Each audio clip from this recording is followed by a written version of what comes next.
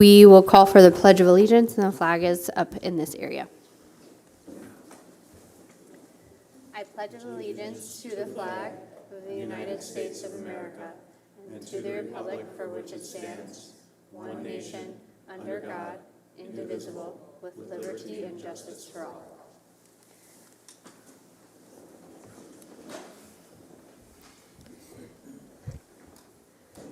We do have one board member, Dave, is on the phone. Thank you, everyone, for being here on time with the change in meeting time at 5 p.m. Joel, would you mind reading the school board numbers?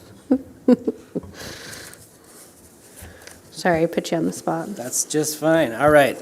School board meeting norms. Be prepared, be on time, value and respect each other, exercise thoughtful deliberation and conversation, be professional at the board table and when visiting with the general public, speak up when the norms are not being followed, advocate on behalf of students, and keep the community in mind. Thank you. We'll now approve the agenda. Dr. Brenner, any changes? No changes. Okay, I'll seek a motion for approval. Motion by Bill, is there a second? Second. Second by Monty. All those, assuming a roll call vote, all those in favor signify by saying aye. Aye. All those opposed, nay. Motion carries. We'll now move on to celebrating success. Should I just introduce Mr. Harrison?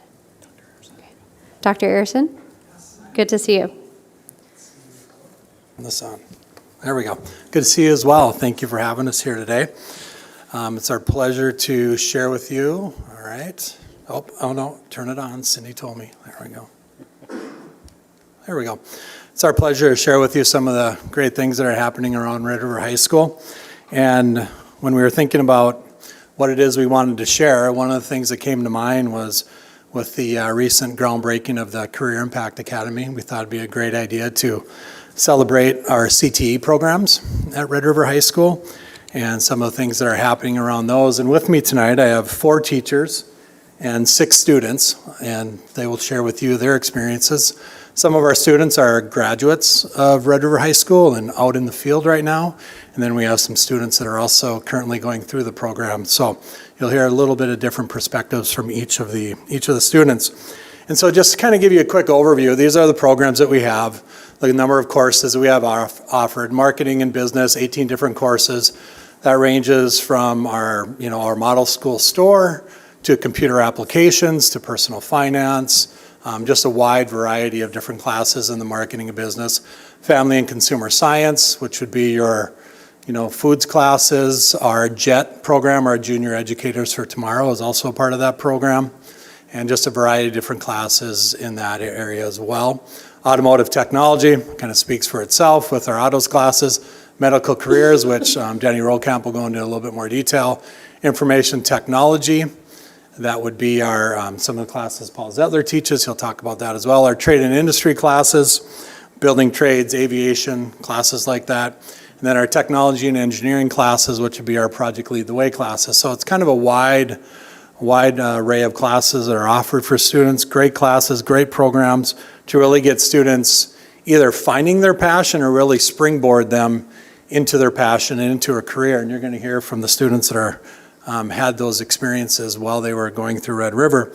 Just to highlight a few of the things that we've received over the past 4 years. And these are our CTE Directors Award of Excellence. So these are the top programs in the state, whether it's high school or post-secondary schools. So those are the programs that have received those awards over the past 4 years. We're very proud of their success and what they've been able to accomplish at the state level. And some of the ways we celebrate some of that in our school is if you walk through the halls of Red River, it's not uncommon to see banners hanging like this in our hallways. And we have those in front of pretty much all of our CTE classes.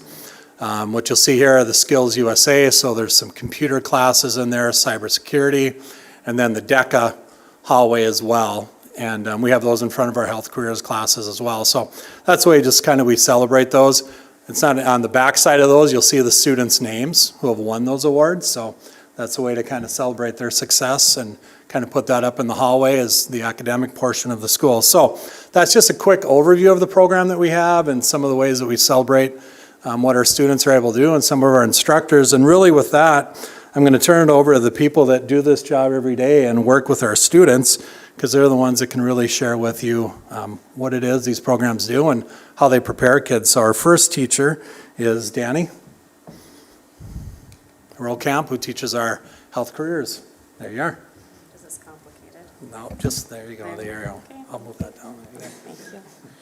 Good evening, I'm Danny Rokamp. I am a health science instructor at Red River. I've been there for 19 years. I'm just going to touch really quickly on a few of the classes and some of the things that we've done over the past couple of years.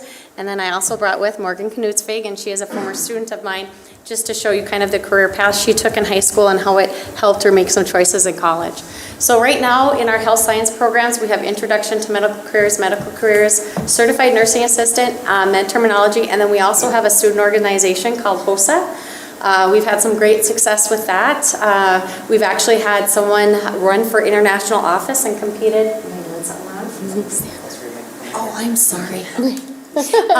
And competed at the international level the last 2 years, which is exciting for us. We've had, and I've been there 19 years, but I just thought I'd talk about just the last couple. We've had 6 state championships in our HOSA program. We won the Director's Award of Excellence. Some of the things that I do, I'm also the healthcare clinical coordinator, so I set up tours in the community for our students, and then also clinical experiences, and we're very fortunate. We have a great partnership with the healthcare community in Grand Forks. We have over 70 different clinical sites that our students partake in as far as job shadows and clinicals, which has been wonderful. We also set up speakers in the schools, so we have 20 plus speakers that come into the classrooms, talk about their health careers, how they students can relate to them, programs, opportunities for them through UND, through Northland, and even some on-the-job training opportunities and certifications. This is Morgan Knutsvig, and I'm going to turn it over to her. She started in the Introduction to Medical Careers class, took Certified Nursing Assistant and Med Terminology. She was also a HOSA member, and then she ended being a medical career student and a member of the National Honor Society. There you go. Thank you. Hi, I'm Morgan Knutsvig. Like she said, I went to Red River, graduated 2018. Click to your picture. We better show Oh, you. There you yes, are. there I am. So I was in different medical classes, sophomore, junior, senior year. And then I went to UND, so I graduated 2018, went to UND in the fall. Had 2 years of undergraduate courses and then got into the nursing program at UND. Graduated the nursing program in 2022. Started at All True in the ICU last summer and have worked there, and now I just got a new job at All True as an administrator on duty, or hospital supervisor they call it. And I'm also in a master's program, so I'm getting my master's in nursing, and I'm specializing in healthcare leadership and administration. So the CNA class was, I think, one of the most important things to me, although I took all of them. Taking the CNA class in your usual day, I didn't have to take a different step outside of school. It really just set me up for success. I started at All True as a CNA when I graduated high school, and I stayed there all throughout college and until I transitioned to my RN role. So the different relationships that I started when I was a CNA really bloomed, and they flourished and got me to where I am today, so I'm very thankful for that. And then just thinking about the clinical sites, like she mentioned, it's really awesome that the high school kids get to go out into the community and see different areas. Not many school districts offer that, so I really appreciate that this one does. And I think about all the kids that I sat in class with. It's usually kind of the same kids that are in every class, and I think a lot of us have found success in healthcare, which is super awesome to see. So I get some students, and they went to Red River, so it's really awesome to keep the medical career growing in the community. So You can just pass it.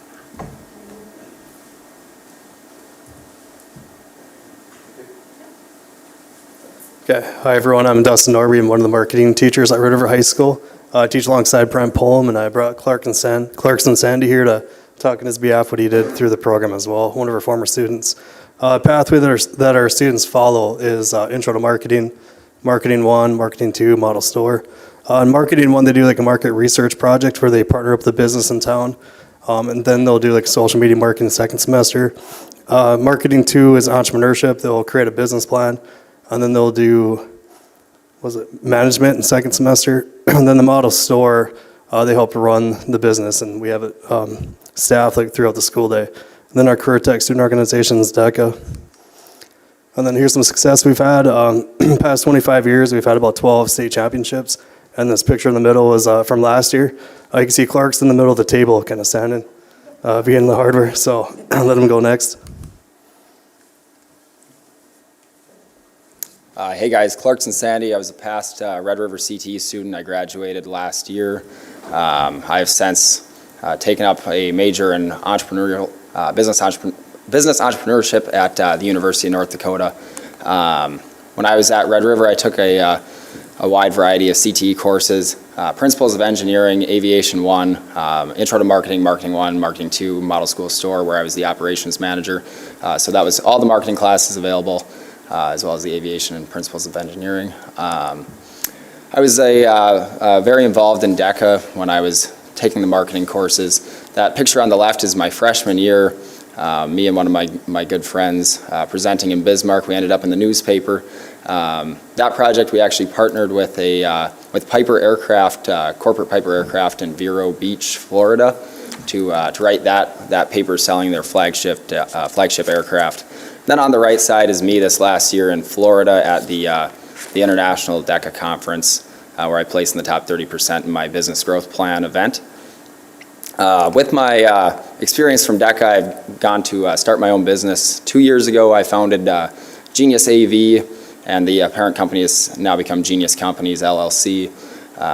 We specialize in AV, audiovisual security, life safety contracting, as well as some IT work on the side.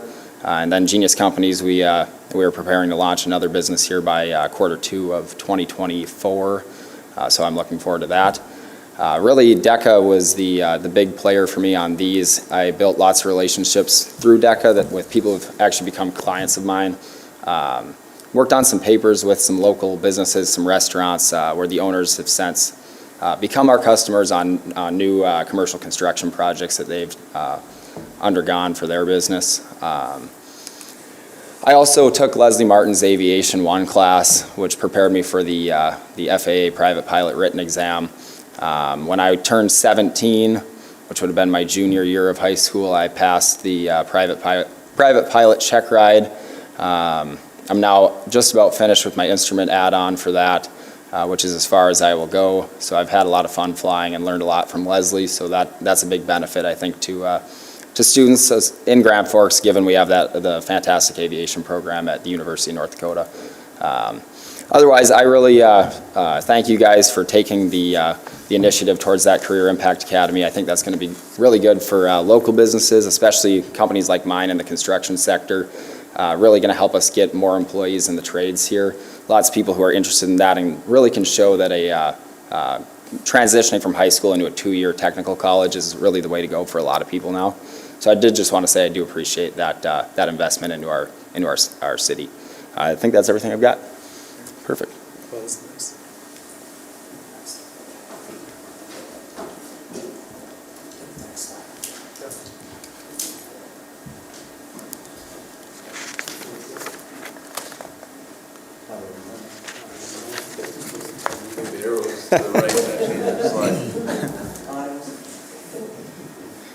Hey guys, my name's Kevin Nelson. I'm the Auto 1, Auto 2 instructor at Red River. We also see students from Grand Forks, Central, Community, occasionally Thompson, as well as homeschool students. My primary position is the Auto 1, Auto 2 instructor. We also offer a class, it's called Intro to Powers. Basically, we introduce what is under the hood of a car, along with a bunch of small projects. Auto 1, Auto 2, we start from the ground up. It's really an introduction course to automotive technology. and everything else that falls under that, whether it's diesel, aviation, it's all the same, similar, put it that way. Autos 2 is more of the advanced. Students will, dive deeper into what they had experienced in the Auto 1 course. Here we have Aaron Sullivan, Max Pullum, both graduates of Red River High School. One is currently working RDO equipment, North Highway 2, and Max is over at Butler Machinery Company. Oh, I'm sorry. Okay. But anyways, they will step up here and share a little bit about their path and where they are today. Right? I guess I never even controlled that. Is there a slide for me? I don't know. You got a picture up there? I don't think so. So I'm Aaron Sullivan. I graduated Red River in 2020. I took both Autos 1 and Autos 2. Taking those classes really made me realize that I enjoy using my hands, can't sit at a desk, and that really shot me up through the automotive industry. I ended up choosing the diesel industry. I went through Butler for their Think Big program down at NDSCS in Wahpeton, 2-year program. They do internships every 8 weeks, so that was really nice doing that. And then you leave school with pretty low debt, and then you get right into working, and it's about my story going through autos. So I don't know if you need that, I guess. I guess so. Hello everyone, my name is Max Pullum. I also took Autos 1 and 2 in high school. In Autos 1 and 2, they kind of give you the foundations of being a mechanic, all the basics, and so they really build you from the ground up, as like you said. So I did that, and then in my second year of Autos 2, I took an ASE certification, so I passed it with him, and we went to work for Rydell's or whatever. So I went to work for Rydell's, and so in the morning I'd go there before school started, start working, and then for his classes for 2 hours I'd be working, and then when period 3 starts, then I'd go back to school. So that was a cool experience. And then on the tours we did in autos, I started talking to companies and like True North and RDO, and I really liked RDO. And so I got talking with them, job shadowed them for a while, said, I like it here. So they liked me, and they said, you know what, let's send you to college. So they pretty much paid my tuition, all of it. They sent me to college at NDSCS. So, and then got the 2 years there, and then every summer they'd have me intern. So that was nice, and get paid and learn the basics there. So then after college, so I've been 2 years there, almost 2 years full time. Bought a house recently, so I've seen some great success. So I want to say thank you to Kevin Nelson and the staff at Red River for giving me opportunities to talk to companies and find success. So that's my story. Thank you.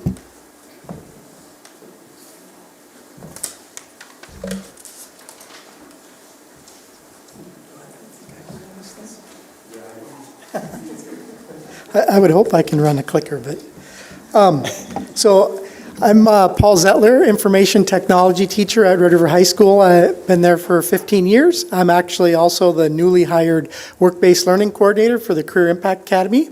More on that later. There's 7 different courses we teach, and I could talk to you a lot about some of our Skills USA championships over the year, but I'm not going to do that. I'm going to focus in, for the sake of time, just on cybersecurity, because I'm sure you're all aware that our state legislators have recognized the importance of cybersecurity and now are looking for requirements for students throughout their school years in the area of cybersecurity. We have been a little bit ahead of that game, just to let you know. Grand Forks Public Schools was the first school district in North Dakota to offer cybersecurity courses in 2018 and 2019. We kind of recognized, we got into a competition back in 2016 and 2017 called Cyber Patriot. And we had a team of students that won the state competition and were 5th in the Midwest competition for that. One of the students on that team is Kyle Corman. He did an internship with the NSA. Haven't been able to get much information out of him about that, but it was quite the experience. And then he went on to Dakota State University, where he still teaches. They didn't let him out of there. Another student along the way there that didn't make the slide and should have, it was late, but Angelica Knutson was one of our CyberStart early team members, and she is currently at MIT. So moving off of that, Cyber Patriot was a good competition, but it didn't really fit with the school schedule very well. So fortunately, the state of North Dakota decided to start having a cybersecurity tournament. The first year that was 2022. How the competition is set up, you can have a team of 5 students, and we had our 5 students all lined up, and then the competition happens in February. So it was a pretty typical February in that we had a lot of things get rescheduled, and so by the time the tournament happened, 2 out of our 5 team members could make it. Fortunately, Dimitri was one of those, and with a team of 2 students against teams of 5, I took second place. So we were happy with our first inaugural tournament, but kind of wanting for more and wishing we'd have had our whole team there. So then last year, in the second year of it, we of course had our team of 5 people there and won the state Cyber Madness state tournament. Okay, and one of the questions I was asked after that competition is, these students are scoring. Palo Alto, by the way, is the one running that competition along with the state of North Dakota. So this past year's director of the tournament was from Ireland. The year before that, he was from the UK, and his team was people all over the country.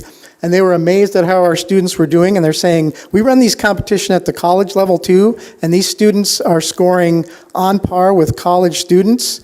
And how are they doing that? And we just said, well, we're just not new to this game, right? I mean, look back to 2016, 2017, and some of those college students probably came from places where they didn't have those experiences in high school. So I do want to turn this over to Dimitri Kolodka, who is a senior, and Lauren Bajulchin, who is a junior this year, and they want to talk to you about their Cyber Madness experience a little bit and some of the opportunities that's opened up. Yeah, so as said, my name is Dimitri Kolodka. I'm a senior at Red River. I've taken pretty much all of the IT classes that are offered at the district and done most of the competitions, including Cyber Madness, which was, first of all, a really great and really fun experience, but it's also a really good learning opportunity. There's a lot of very important, very relevant content that is in competitions like those. I've also done Skills USA, where I took first place for internet networking or computer networking in 2022, and I also participated in a online asynchronous capture the flag competition called CyberStart, where I took the highest award offered nationally, the gold medal, which is an award so rare that when you Google it, you come up with individual people's LinkedIns. But for Cyber Madness specifically, it's a team event, so me and Lauren and 3 others, we went to Bismarck and we participated in a 3-round capture the flag event where we took first place. And so the questions in that were all about, the first 2 rounds were questions about cybersecurity and cybersecurity concepts and some applications of cybersecurity concepts. And then the last round was a hands-on experience in which you have to perform analysis on a network that has suffered multiple cyber attacks within a recent time frame and attempt to diagnose and try to understand what's going on.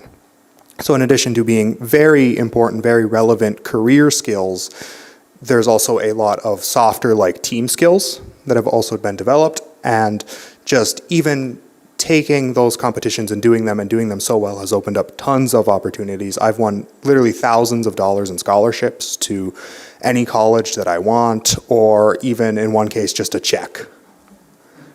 I've met a lot of very, very important people in cybersecurity and have gotten lots of good words and references, and also job offers from, what's the name of that company? BEK.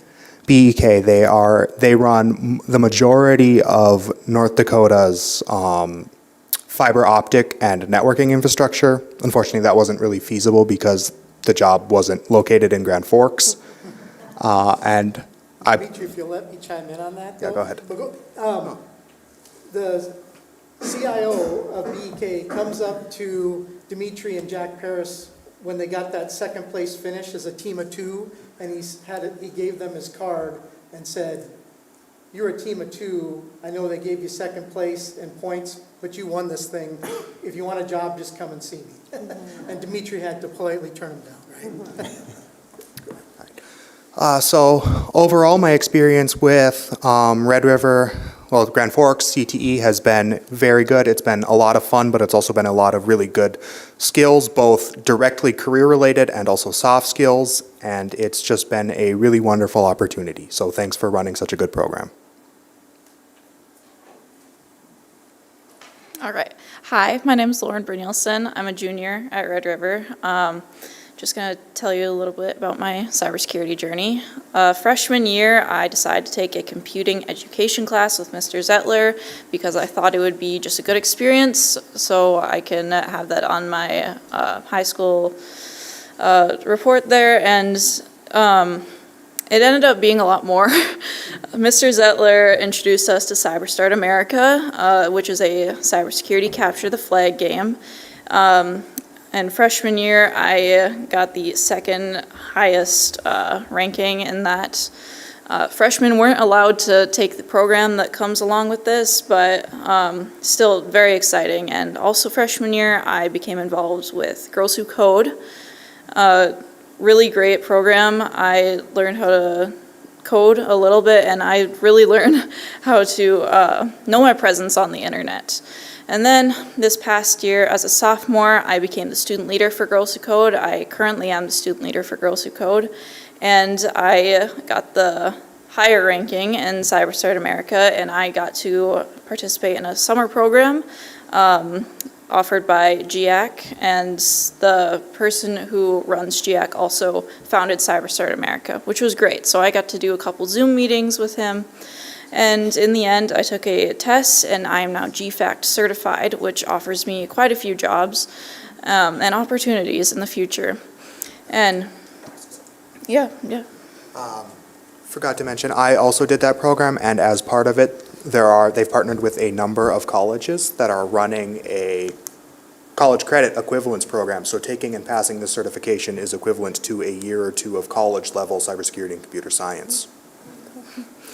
Also last year, as Dimitri was talking about a little bit, I was invited to participate in Cyber Madness, which is a big cybersecurity competition in the state of North Dakota. I was lucky enough to be part of the winning team, and we did win quite a few scholarships from that. Dimitri and I have both been offered a program with Emerging Digital whenever we choose to take it, but it's a fairly big program. Very excited about that. But all in all, the CTE programs have led me to become more interested in artificial intelligence, ethical hacking, and data privacy, and there's so many areas of cybersecurity that I'm just beyond excited about. But yes, thank you to Red River and the CTE programs for powering and fueling that excitement. Thank you, both of you. So we're pretty proud and happy of how our CTE programs are doing. We just had our 5-year evaluation for CTE, and one of the things that state CTE department said was that they really do look to Grand Forks as an example that they pass on to other school districts. And so you know what happens when you're out in front if you don't keep moving. So here I am to talk to you just a second here as the work-based learning coordinator for the Career Impact Academy. We're doing great things already, but we're not going to stand here. We're going to keep moving forward. There's a lot more needs in our community when it comes to labor and workforce. There's a lot more needs for our students and connecting them to their future careers, and we're going to forge forth and make those connections. Thank you.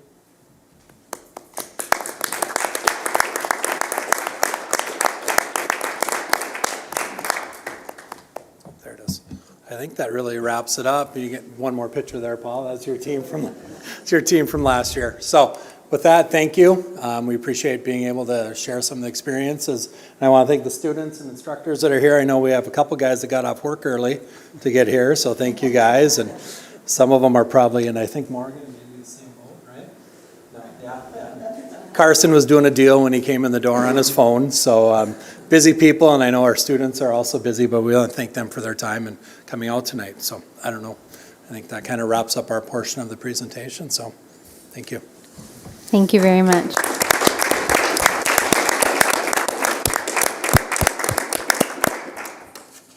I think our new mission statement should be, if I just tell my boss I like it here and they just give me a job and scholarships, then that explains our CTE programs.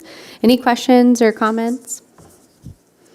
Thank you so much for sharing. We really appreciate it. And you're more than welcome to stay, but I'll give all of you an out for 30 seconds to move your stuff and leave.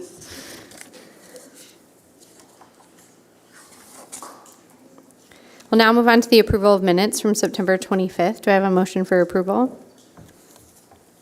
Move approval. Second. Motion by Dr. Lund, second by Dr. Shab. Assuming a roll call vote, all those in favor signify by saying aye. Aye. All those opposed, nay. Motion carries. We'll now move on to public comments. I have one blue card. If anyone wishes to speak, you can hand it to Brandon. Thank you. First, we'll start with Courtney Davis and with guests Benjamin, Chloe, and Lily. Before you start, I'll just read a little bit about our public comment section. Anyone who wishes to address the school board is asked to complete a public comment card. Each person may speak for up to 3 minutes. And public comments and concerns will be directed to the superintendent of schools, who will deal with them according to policies adopted by the board. Courtney, if you just want to hit the yellow button when you're ready on the microphone. Yep, there you go. Hello. Bonjour, Anin. Courtney Davis, an Indigenous cause. My name is Courtney, and here with me today I have Benjamin, Chloe, and Lily.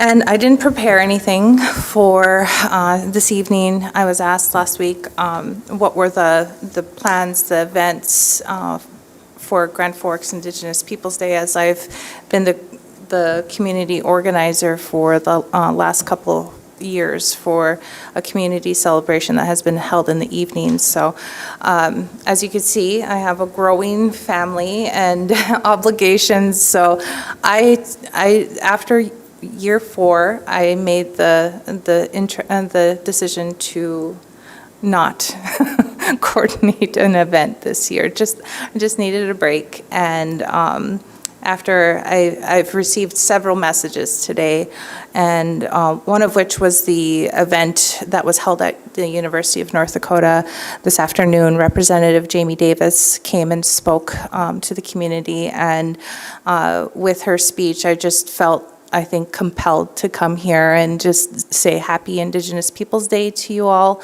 I'm eternally grateful. As some of you may know, in 2013, from 2013 to 2015, I served as the Native American liaison for the school district, and I truly value the time and the experiences that I had here within the district. Most notably, one of the things that we passed was the religious accommodation, I think that's what it was called at the time, for the eagle feather to be allowed on our American Indian students that were graduating from high school. And so that kind of propelled me into community organizing. I was kind of always the person that kind of stayed behind the scenes. So this kind of being up in front of you all is still nerve-wracking for me today. So I just appreciate all the lessons that I've learned here, because at the end of the day, this is what it's for. It's for my children, and yeah. And they all want to say hello, so I'll start with Benjamin. Just go ahead and just say your name. Well, Benjamin doesn't want to, but I think the girls do. Go ahead and just say where you go to school. Hello there, board. My name is Benjamin Suvansak. I am a sophomore currently at Red River High School. And yeah, pretty much I'm just just trying to be a better student, always learning and growing, taking many courses I can. I'm currently on the football team at Red River High School. I'm also involved in the DECA program, and I also work. That's just all about me. And then we got, do you want us to You stop? can finish, no? Okay. Hello. Do you want to say your name? You want to say your name? Hello. What's your name? Chloe. Where do you go to school? Central Elementary. And do you like it there? Yeah. Yeah. And? Hi, my name is Lily. I go to Century Elementary, and I'm a student there, And that's it? yeah. Okay, and that's it. Well, I guess I had 3 minutes, so that was the 3 minutes. And I just also want to say thank you for displaying the tribal flag so proudly. They look beautiful up there. So again, happy Indigenous Peoples' Day. Thank you. Bye.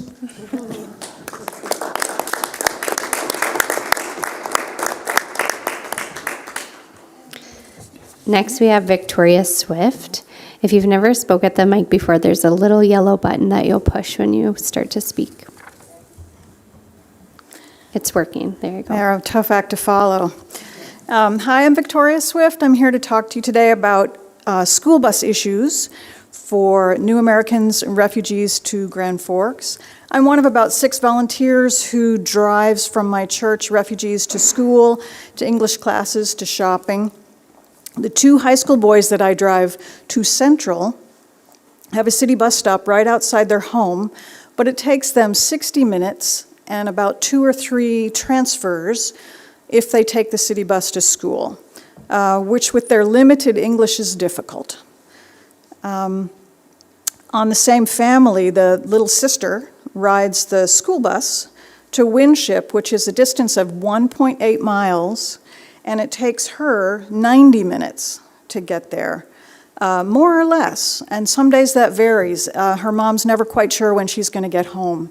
So it's kind of a safety issue for her mom. I really enjoy my volunteer Ubering.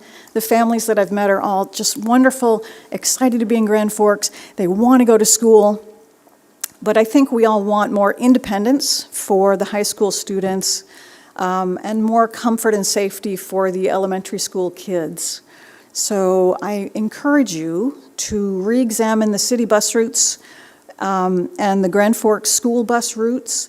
If we can just make it a little easier for these families, it could be life-changing for them as they move forward as citizens of Grand Forks for their independence and their safety. So I thank you today for giving me the opportunity to speak to these issues and for your time and consideration. Thanks. Thank you very much. As noted in the public comment narrative, we'll forward any comments or concerns to the superintendent, and we have your information in case he wants to reach out. Thank you so much. We'll now move on to superintendent's recommendations for discussion. We have board education for fall achievement data. Ms. Barch.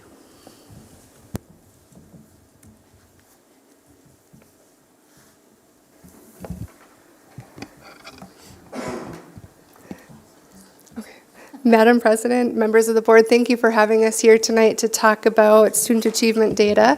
As we go through tonight, in the board memo, I had asked respectfully that you review the data prior to coming tonight so we could have a conversation about what you see and what you wonder about. So at any time, we're happy to stop the presentation and answer questions or wonderings. You don't put us askew if you ask a question during the middle of the presentation. We're happy to do that. I'm here with the lovely Jess Sporbert and Amy Ralk. They are MTSS coordinators, and they'll talk a little bit about what we're doing after I present the data. So as I go through the presentation, just a reminder that there are a number of different data types that we collect. The first one that I'll highlight is an external summative assessment, and those two are the North Dakota State Assessment and then the ACT American College Test. So as we look, I always want to be very transparent as where our data is coming from, the source. So this data set comes from ND Insights, which is attainable by anyone visiting the web address on the screen. And then just some navigation tips that you want to explore public K-12 education. And then you have a choice when you get to this screen. If you'd just like to look at data sets for the state of North Dakota, that's the statewide education data. Or if you'd like to look up a specific district or school, that's the second option there, the data set for a specific school or district. Once you make one of those selections, you'll come to this screen, and this is where you enter the district or the school that you would like to look at specifically. On the right side of your browsing window, you'll see your options for your search. Select the one that you'd like to search. And then on the left side of your screen is a scroll bar menu that you can expand by hitting the plus or minus. And those are the different data sets that you can dig into for each of the schools or districts that you choose. The data that we're going to look at today comes from the academic performance tab and then either student achievement or ACT performance. So that's where the data set came from here. The first one that we'll look at is the ACT, or American College Testing. And what I have here are composites for the last 3 years for our state, our district, and then each of our 2 high schools. And then what you'll notice is community is not on here. They don't display community's data desegregated because of the small population or sample size. I also noted on the bottom of the slide here, ACT is our assessment that takes place at the high school in place of the North Dakota State assessment for our juniors. Usually there's an accountability assessment at sophomore year, but for the last several years, the state has offered a waiver where you could sign the waiver to not take the North Dakota State assessment, but rather have your juniors take the ACT. And so in order to be proficient or partially proficient or advanced proficient, those are the scores set by the state that then feed into the accountability metrics. And then here are the comparative ACT scores. Going down the left side of the column is the district averages or the composites, and then individual high school scores. And then the demographic breakdown are the next slides that are provided. Again, a 3-year span, the state, Grand Forks Public Schools, and then Grand Forks Central and Red River. Another set of demographic breakdown for ACT.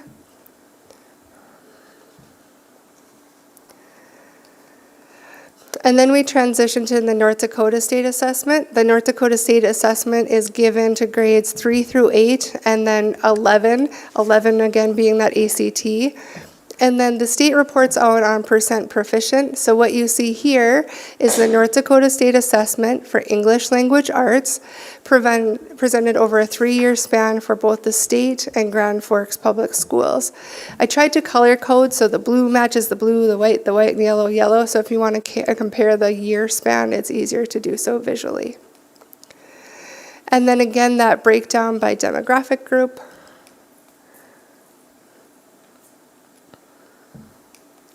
And then the same thing for the North Dakota State Assessment in Mathematics or Math. Again, state and Grand Forks Public Schools.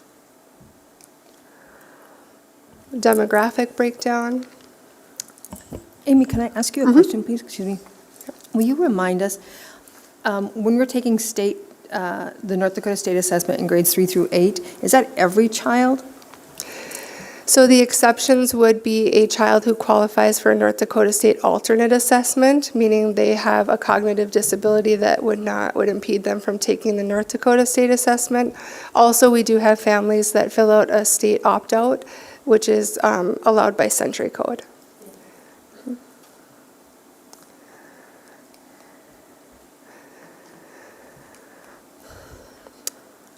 And then this is the North Dakota State Assessment in Science. This is given to students in grades 4, 8, and 10.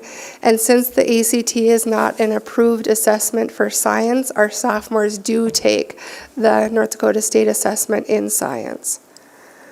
So again, the state, and then comparatively the Grand Forks Public School rates of achievement.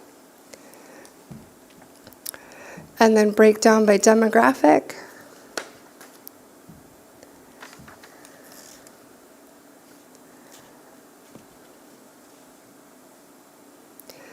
And just a reminder, when you see those spans, so for example, for our English language learners, in 2021, 22, and then through 23, you see a percentile range. That is because the student population is under 200, so they represent it in a band of percent proficient.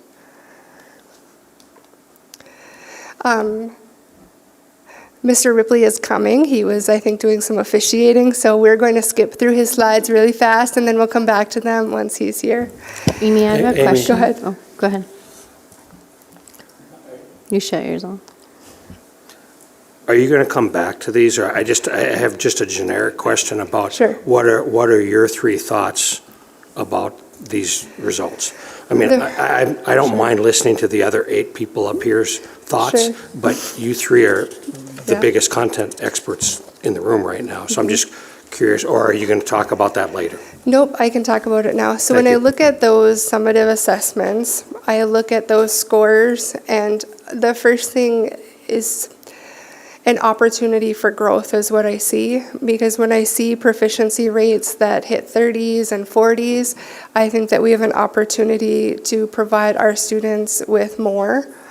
And that's, I think, the biggest takeaway. I also see student groups that have achievement that is less than the typical cohort, which makes me think that there's something impeding or a barrier that's present for their learning. So I wonder about those things. I think about, we just heard someone talk about transportation. Is that a barrier? Is attendance a barrier? Are student behaviors a barrier? Is acquisition of knowledge a barrier because of the content and how it's presented? Does our curriculum meet the needs of our students? Is how we're delivering? Like, all the things go through my head, right? And that's our job, is to try to figure out what those barriers are. One of the barriers that we've been addressing is Tier 1 instruction through a guaranteed and viable curriculum. When we looked at some of the elementary scores, we noticed deficits in phonics, which we've talked about before. And we talked about the implementation of Really Great Reading, which is a Tier 1 curriculum.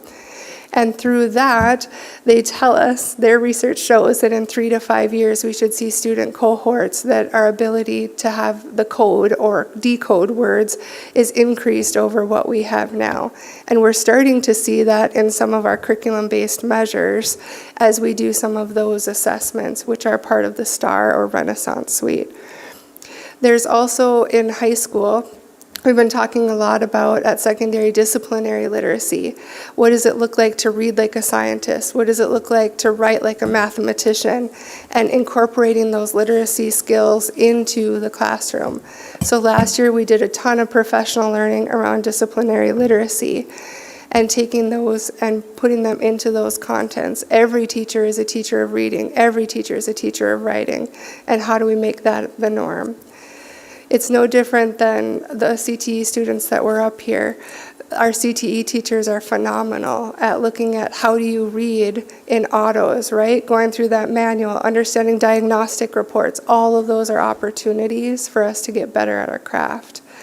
As we continue to look and analyze student achievement data, we're looking for the story that it's telling. And that's kind of what these lovely ladies do on a daily basis, is they go out to schools, and when they're at a school, they're looking at Amy Barch's assessment report and wondering with their support team why I'm not achieving or why I'm unable to say my letter names and sounds. And then they're going to the left, is what we tell people on our curriculum-based measures, to find that gap and then find the intervention program to fill that gap. So when I look at our assessment, that was a long-winded way when I look at this data to say there's room for growth, and it's what we're clawing at every day to try to figure out, is our programming right, is the curriculum right, our instructional strategies right, do we have it right yet? And until that number gets to 100%, we have work to do. Bear, go ahead.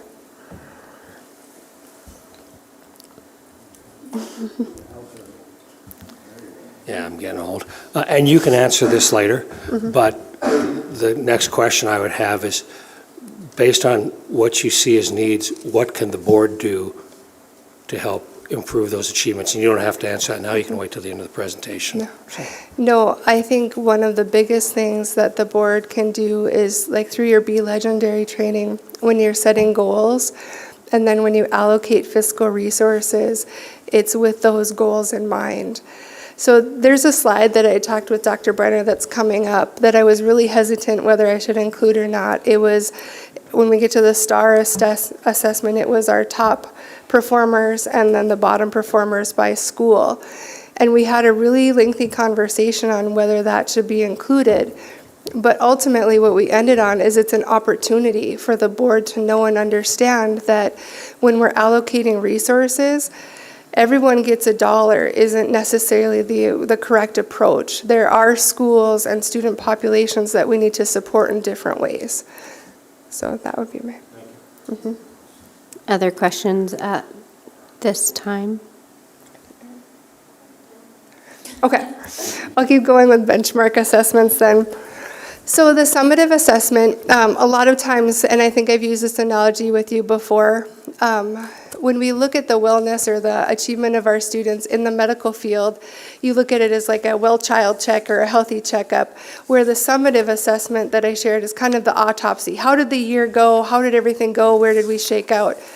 This assessment, the benchmark assessment, is like that well child checkup, our blood pressure checks, our weight checks.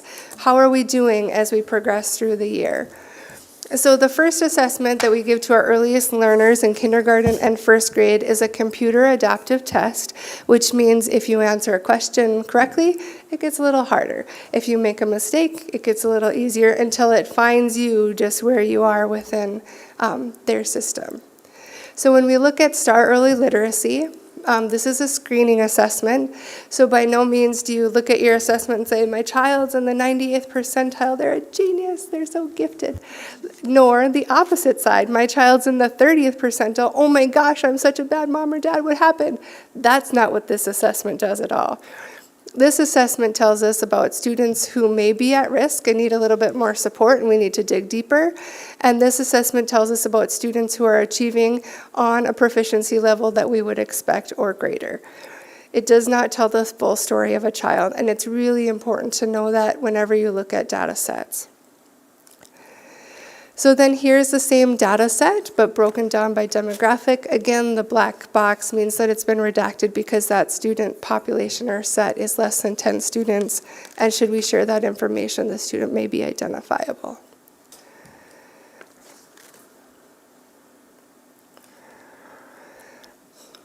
And then within the STAR Renaissance platform, we have an opportunity to work with their analytics tools, and it's just a different way to look at the data. So you can look at a cohort of those that took the STAR Early Literacy at or above benchmark, on watch intervention, or in need of urgent intervention. This is the slide that I talked about within STAR Early Literacy, the performance based on the highest 5 performing campuses and the lowest 5. Again, not to shame or blame, but just to look at and have an understanding that when we allocate resources, we know how we're supporting them based on need. STAR Reading is then the assessment taken in grades 2 through 5. And when we look at that, this is the performance.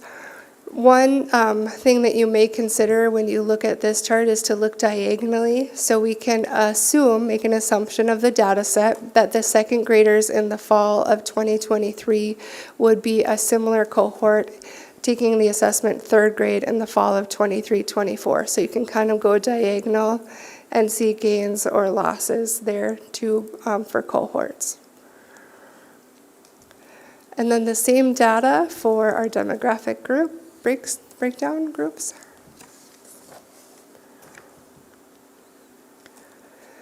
And then the same thing within STAR Analytics, talking about district-wide, the percent proficient, and then the percentages in each of the categories.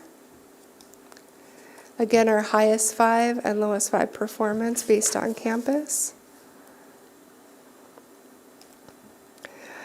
And then the same data sets for STAR Math. Again, this is where you could use that diagonal view. I think what's interesting is this is the one test that our first graders take, even though it is outside of STAR Early Literacy for math. So oftentimes it's their first time taking a computer adaptive test that isn't read to them. And then the demographic breakdown. Sorry. Could you go back a slide? Yep. When you look at, you said diagonally, when you look at first grade to second grade in math from last year, that's 75 to 52, you have an idea what? I would have to dive deeper and look at the student cohort to see there. Typically, what I would say is that jump from first and second grade standards, when you're looking at second grade standards, yes, it is that moment in time, but that's when you're getting into the more complex addition and subtraction, which they may have been exposed to in that assessment. Any other guesses? Everyone's good about watching accommodations. That's a good point. So as we live and learn assessment, one of the things that we noted is you have the option to present accommodations within the platform. And one of the accommodations is that the assessment is read to them. And when we did an evaluation last spring to see how many students had those accommodations on, there were cohorts of buildings that had it turned on for the entire group. So one of the things that we cleaned up this year was looking at where the assessment is read and if a student really is entitled to that accommodation. Typically, it would be noted on a 504 or an IEP. The guidance that we've given is that if you read every assessment and every activity to a child, then it would be appropriate to turn on that accommodation if it's not listed on a 504 or IEP. So that could be that data set. And STAR will also tell us that if we turn it on for STAR will, I've worked a lot with our STAR representatives. They will say, if we turn it on for all students, because we know all students would benefit, we're not really getting a representative data point of comparing it with the rest of the nation, because that's not what everyone else does. So basically, every time you turn on an accommodation, you skew the data in terms of reference to the norms. Can I ask a question? Yeah. So if we're looking diagonal, just as an example, so first grade 2022-23 to second grade 23-24, some of these seem to have, and then, you know, you look at the breakdown in demographic population, they seem to kind of go like this, like big spikes, but then like the next year it kind of evens out or whatever. How do you differentiate, like what's going on this year? Do we have an off year? Did we catch them up? I also know the district has implemented some different things, like in the summer, we had, you know, the math and reading programs and things like that. So how do you say, because of this happened, or because we didn't have this happened, in looking at these numbers? Because I would look at some of these and be like, geez, it's kind of this up and down. And I think that what you have to kind of put in your mind is this is a screening data set and we need more information. So these types of data sets that have us go from 75 to 52, we have to wonder together some more. So then it would be appropriate to dive into some of those curriculum-based measures. So for example, in first grade, they're going to do an addition CBM, which is a quick 1-minute probe where they answer orally as many addition problems as they can. 7 + 2, 3 + 6. And we would look there and see, is there a deficit holistically from that cohort? And typically what we see is that within everyday math, we're wondering about the amount of practice that's given to fact fluency. And we wonder if there's not enough, how that impedes the ability of a student to be successful in later math. So one of the things we're using the Greater Math Grant for at the elementary level in grades 3 through 5 is to look at how can we provide intervention within everyday math. So we partnered with a company that created a product called Number Worlds, which is a supplement to everyday math that goes back and takes a little more time to reteach concepts. So we can give an assessment, see where the gaps are, go to that section and reteach with that student or a small group of students with those needs. So to answer your question, is these data sets make us curious, and then we dive deeper. Okay. I think we went through these. Mr. Ripley is here too, just okay, good. So you know. So actually, before we go to this section, then we're going to make everybody a little dizzy, and we'll go back to Mr. Ripley's section, and he'll talk about Choice Ready and our Choice Ready status.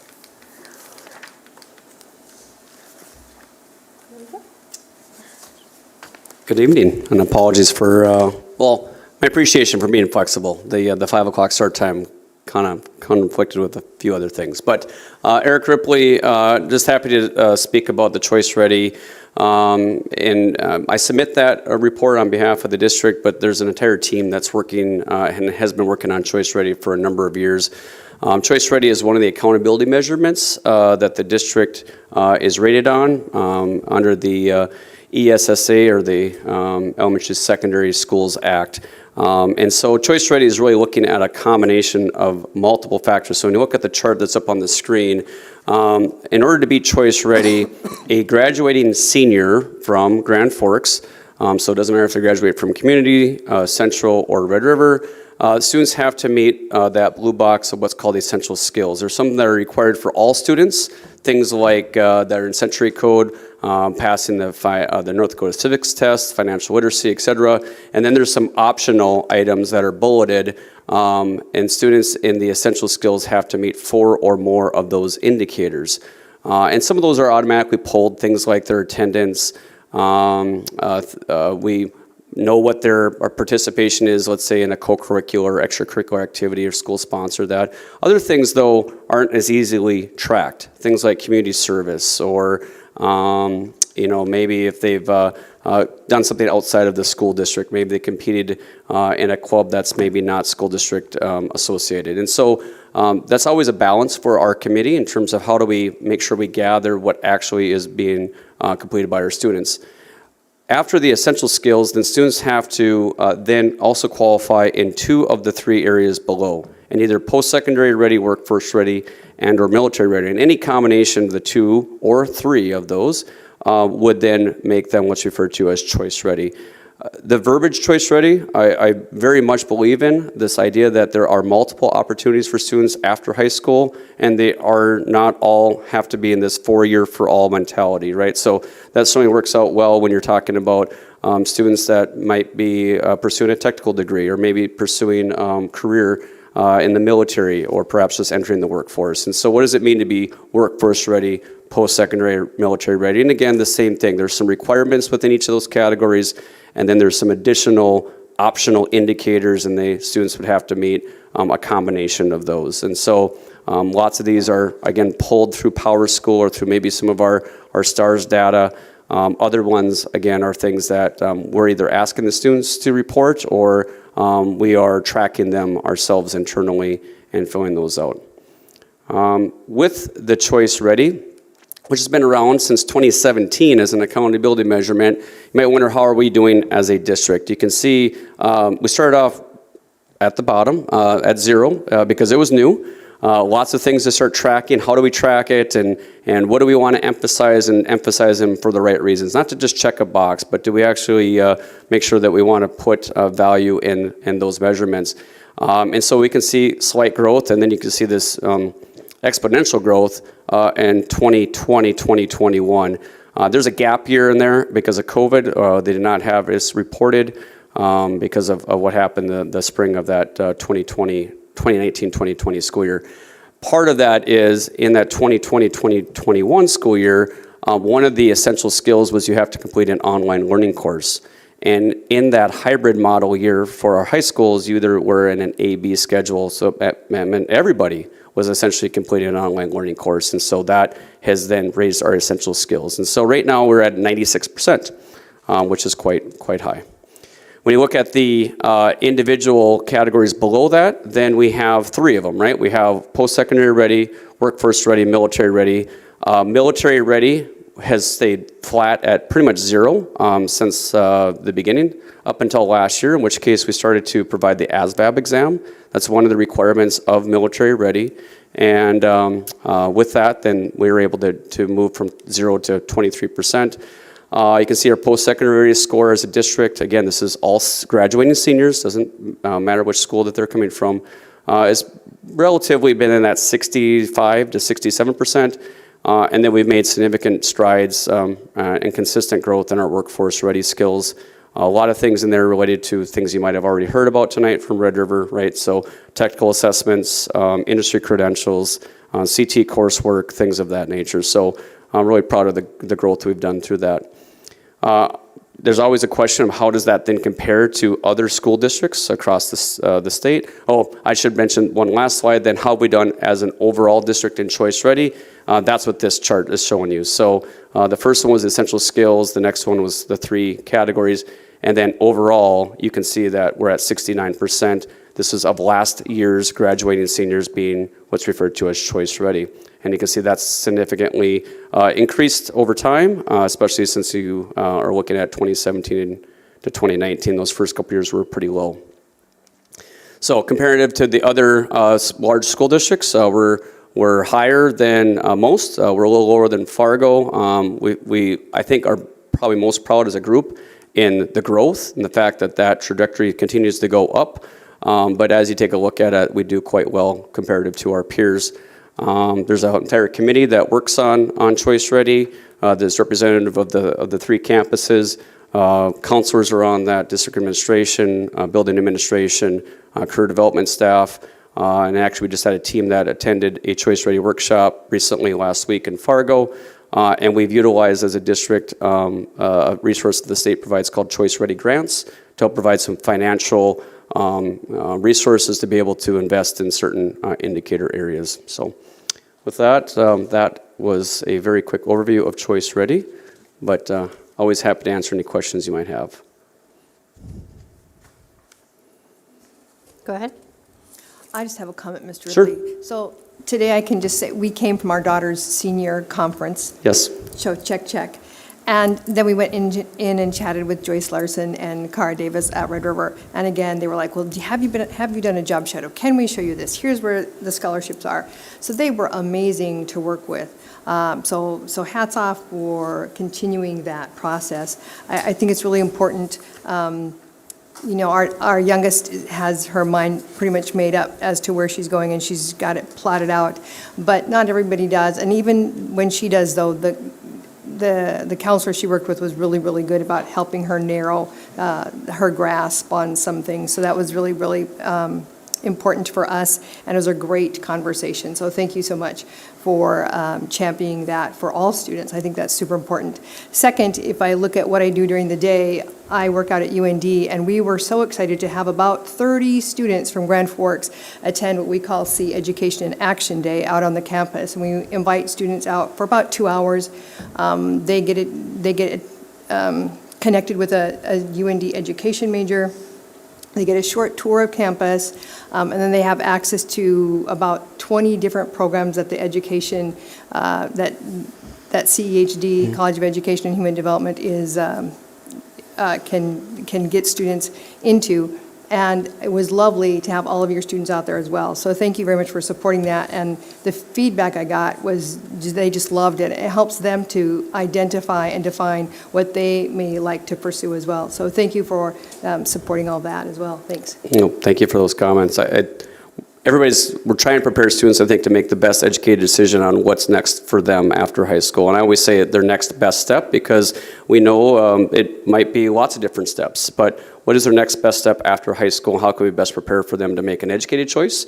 And regardless if that falls in the post-secondary column, the workforce ready column, the military column, I think that then we've done our job in helping the career development of all students. So, Thank you. you bet. I'll turn it back over. I have Go one ahead. Go question. ahead. Sorry. So Cynthia. the slide on Choice Ready with the 96% showing 96% of workforce ready, 67% of post-secondary Yes. ready, that one? Yep. So then the next slide, and I just didn't do the math, is the next slide the average of those 3?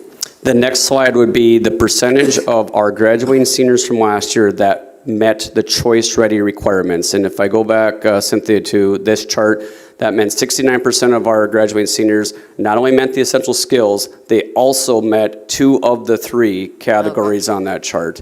And so, these individual slides, what percentage actually met essential skills?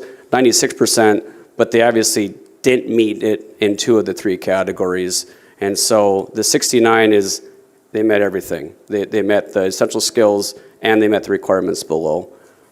Thank you. I Yep. probably should have been able to figure that out, but I've been trying to figure that out. That's all right. That ultimately is the number that the state is measuring the district on, is this last one. right, Okay. now I will turn it over. Thank you for Thank being you. flexible Yeah. with the presentation. Okay. Speed through back. Can I ask a question as you're scrolling through those? Because you're going to go to that one with the school, the one that Amy talked about.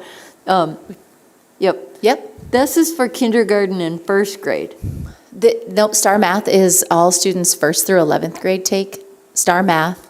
On this one, all students 2nd through 11th grade take Star Reading. And this one, oops, right here, early literacy is K and 1.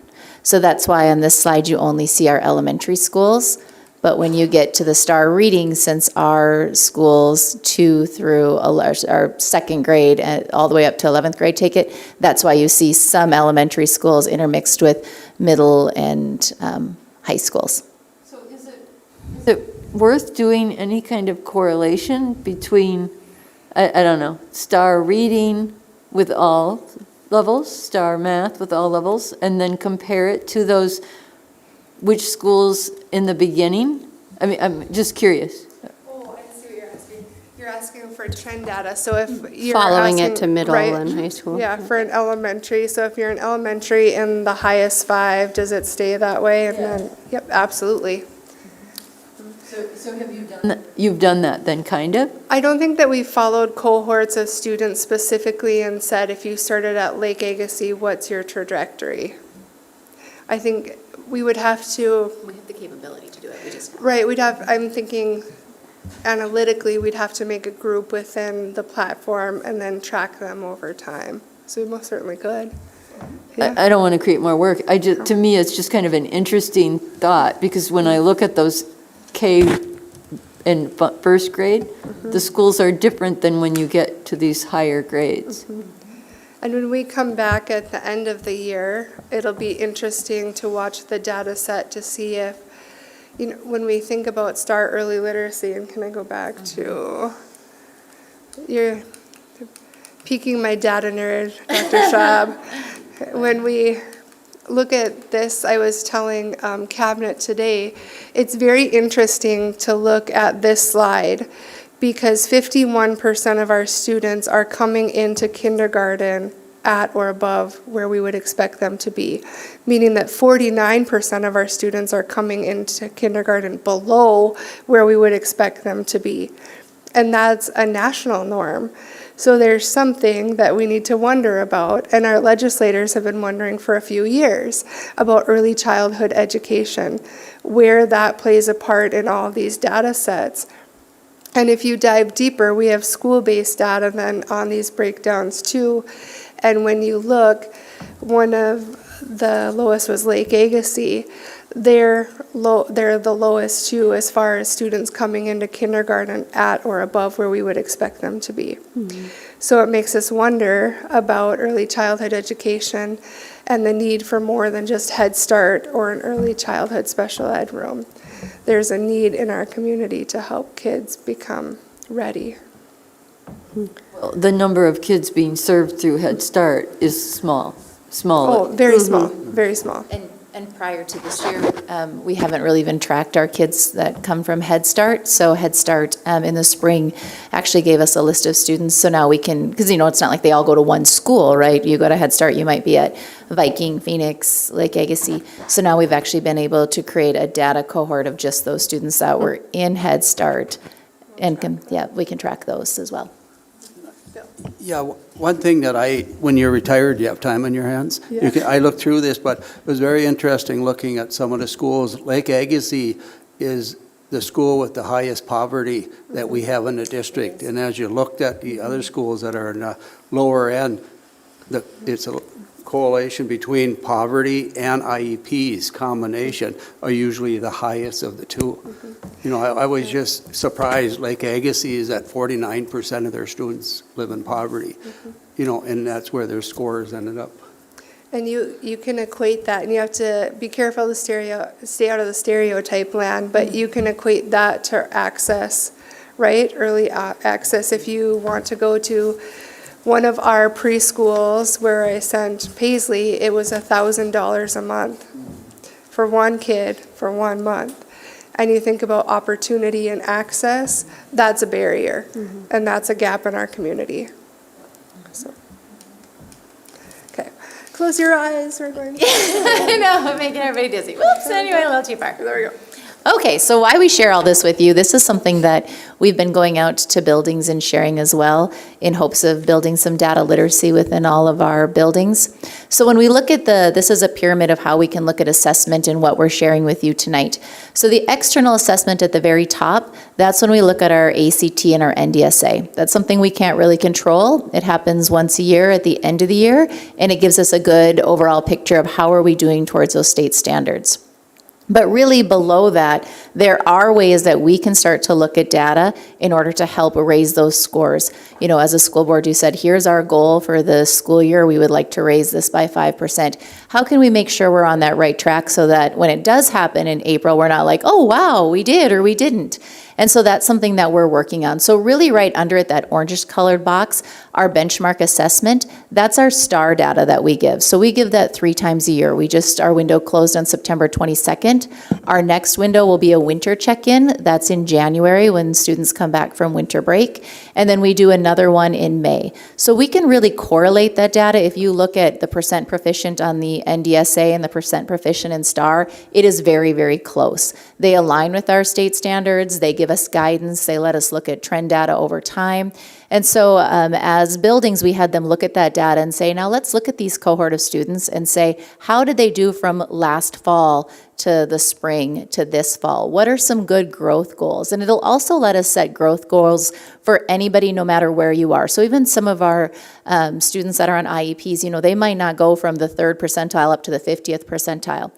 But we can compare them nationwide and say they went from the 3rd percentile to the 9th percentile, and they're closing that gap, and that's what we want to see. So we've talked about looking at those in order to set building goals. And even before that, using those formative and common assessments within the classroom. I teach a unit in math. I can use my chapter test to say, do they understand it? Do I need to reteach it? I'm teaching a phonics skill. I can say, okay, they're going to write a dictated sentence. Do they actually understand that phonics skill? And using those all within before we even get to our benchmark to help us kind of know how our data is going to trend. So when we look at our MTSS mission statements, it's to ensure high levels of learning for all students. So when we look at those student groups, what can we do to help move some of our ML students, our IEP students ahead as well when we know that there's a bigger gap there? And one way that we're trying to do it is by creating that systematic process that ensures every child receives the additional time and support needed to learn at those high levels. So when we take maybe a Lake Agassiz, for example, what kind of support do we have to put specifically there so that they can continue to grow like some of our other schools? What pockets of information can we see so that we make sure across the district, if we have a student in intervention, they're the same student that would be at Discovery or Kelly or Viking or Phoenix, that we're doing that so that they all have those levels that we can support.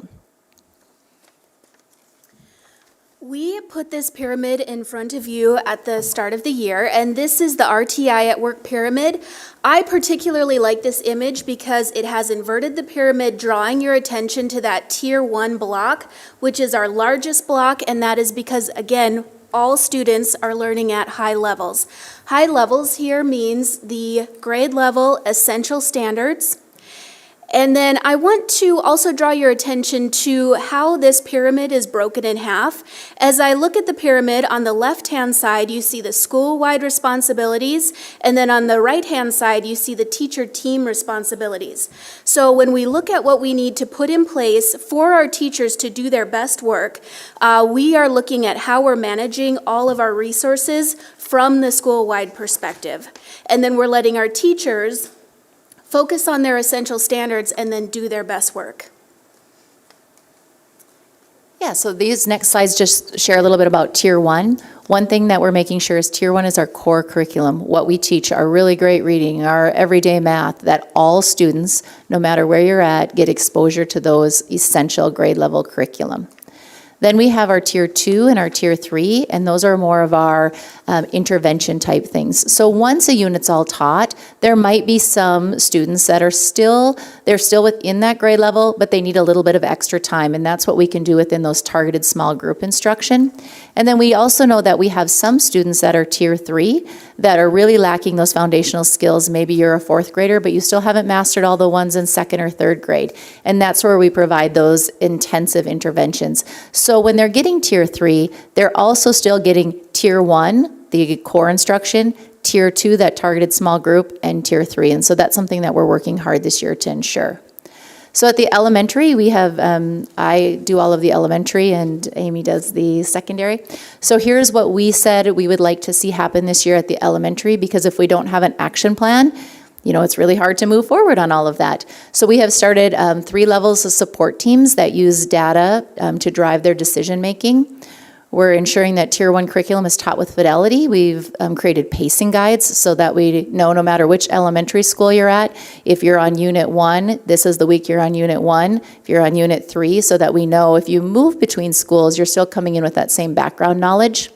We're using assessments to help identify small group targeted instruction, as well as those Tier 2 and 3 interventions.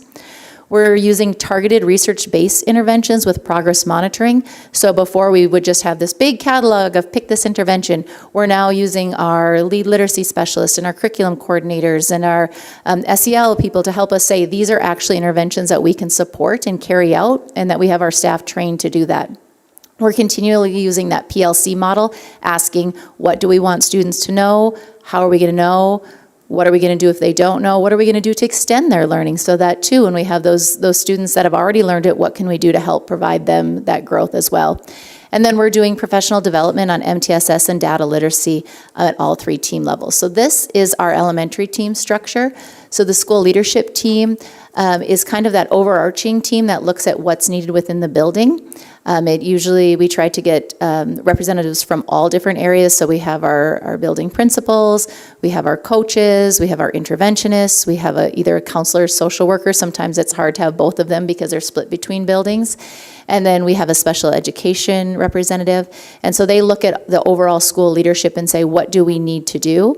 We've had them come out for trainings where we bring all those teams together. We did on one of our August 24th, our PD days. They were just out here in September. They'll come back out in October as our SEL data survey so that they know how to interpret it. Then we also have a student support level, and that's where we bring our teacher teams in with our interventionists to plan for those students that might need Tier 2 and 3. And then we also have our teacher team. That's our core, that's our foundation, that's our PLC. That's where they're meeting with their grade level teams weekly to say, hey, let's look at how is it going for you? How's the pacing guide feeling? Do we have students that we need some more support on? Who do we need to bring in?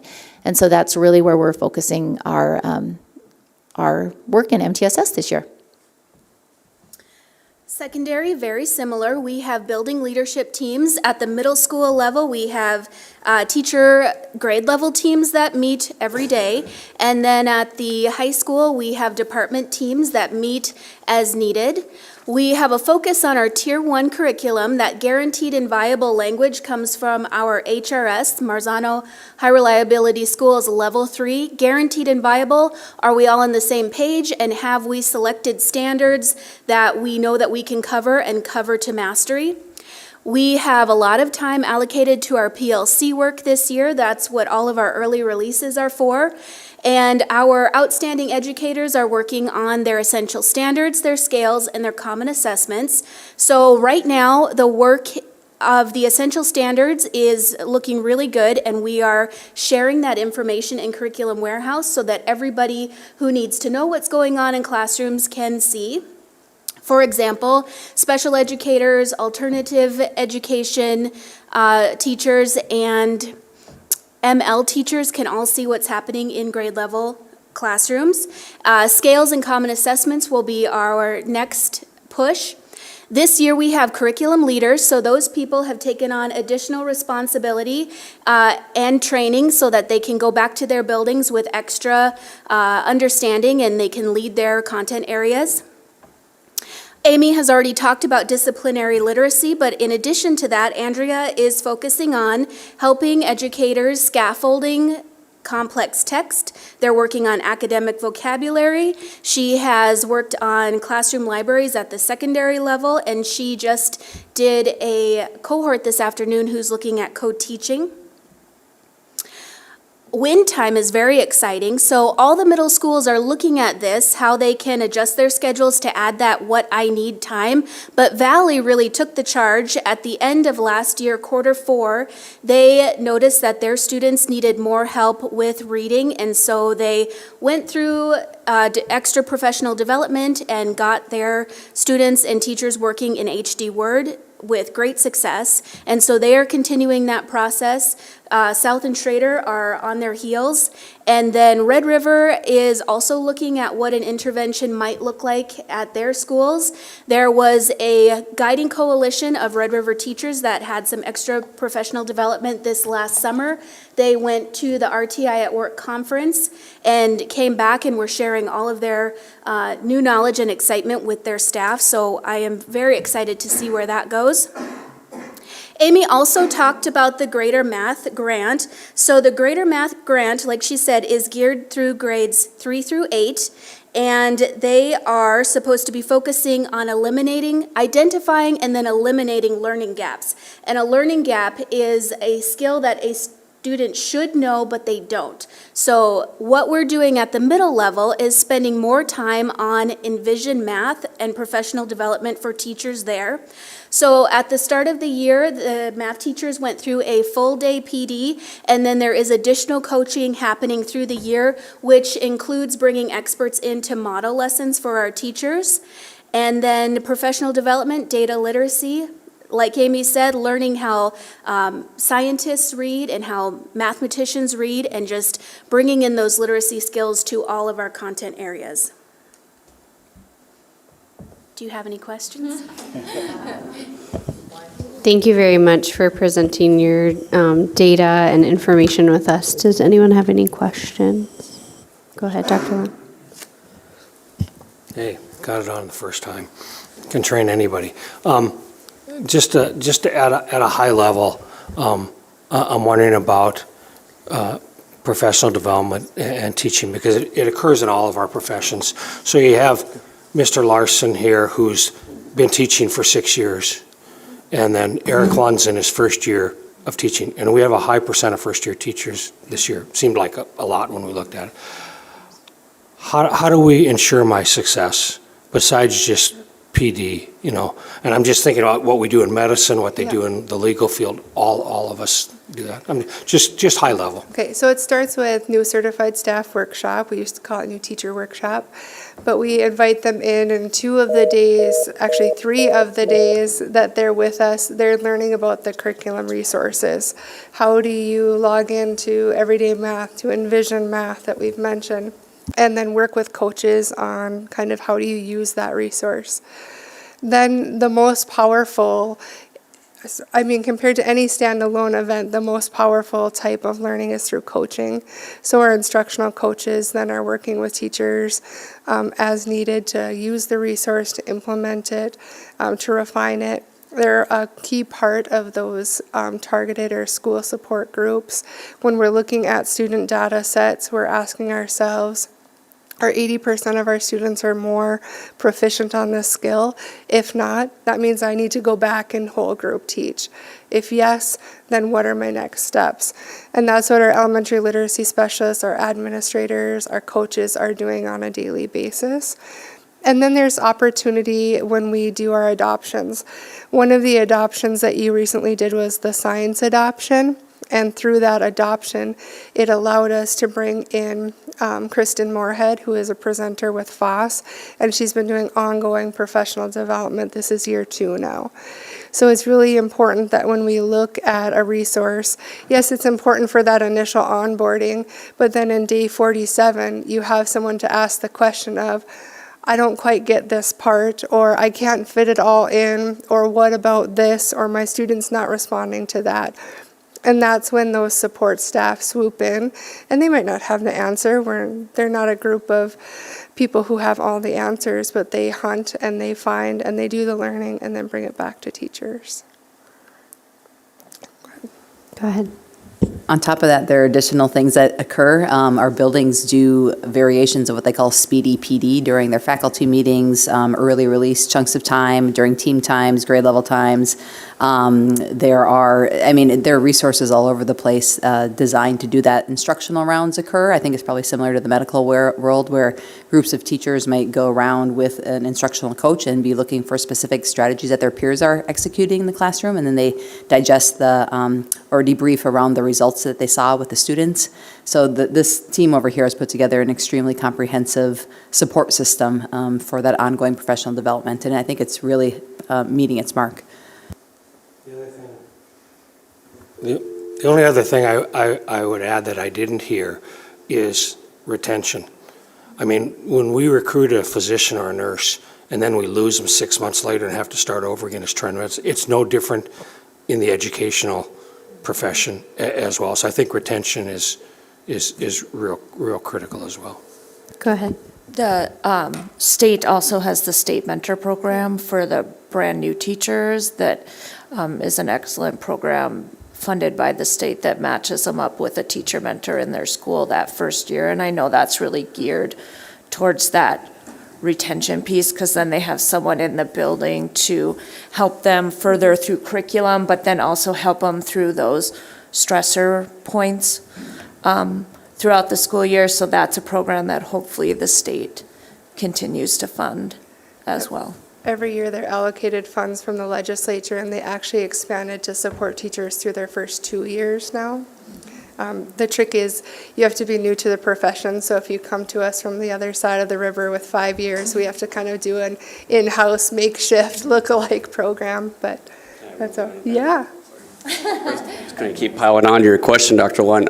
So in addition to the North Dakota Teacher Support System, the mentoring program, we sometimes get individuals, especially now with the shortage in teacher candidates, and especially in the CT field, where we'll bring them from industry, right? So their background is not in education. So how do you bring that individual into the classroom and train them up as they are beginning a first-year teacher? And so there's a program, again, provided by the state, referred to as Transition to Teaching, where you take somebody who does not have an education background, you assign them a building mentor and a content mentor, and then there's professional development in addition to their teaching. So they're taking some courses in addition to their first year teaching to transition them essentially to the classroom and to try to support them. And we've had great success. You think about somebody who might be coming into an automotive mechanics program, right? There's no education degree for that. So you're taking somebody who's got industry experience and then try to give them the education and the training needed to be successful. And we've had great success in CTU in that area. Dr. Brenner. I'm glad we're taking this much time to talk about board education as per the training that we all went through last summer. So I hope nobody's looking at the clock wondering how much longer we're going to be talking about this. But just a couple of points that I want to make to emphasize. And this is a little foreshadowing maybe budget reduction conversations as we move forward. It's really easy to look at departments. It's easy to look at things away from the classroom as low-hanging fruit. But what I will share with you, from 2008 to 2018, it was 4 FTEs trying to do the work of not only these 3 individuals, but 2 curriculum coordinators, instructional coaches that are assigned virtually to every building to really help teachers frame, shape, and reshape their craft so we can get the results that we're looking for. So the reshaping of the technology department, the curriculum department, recreating some positions using the same FTEs without imploding the budget was a really good strategy, and I'm not saying that because it was my idea. There were some growing pains through that, but what we have in place right now is still a skinnier model than larger school districts. School districts our size are larger, but they're getting it done, and I just want to emphasize that a guaranteed and viable curriculum doesn't happen if you don't have instructional coaches and if you don't have leadership looking really at our data or MTSS. It can't be for chance. We can't have a classroom in one building saying, oh, I'm teaching around the art of teaching, where others are teaching around the science of teaching. And the science of teaching really is using the resources that you, the board, district leadership have invested in, and these are the folks who are ensuring and making sure that that happens. So I want to thank them for their hard work that they do every day, trying to balance time, pulling teachers out of classrooms at 2 o'clock for curriculum meetings, for new curriculum resources, how to use them with professional developers coming in. That's also heavy on teachers trying to plan and leave their classroom behind for 60 minutes or an hour and a half or what it might be. But to balance all of that is really, really tricky. But to balance it all right is the right thing to do for our students. So I want to thank Amy, and Jessica for being here, and Eric as well tonight. Thank you. Any final comments?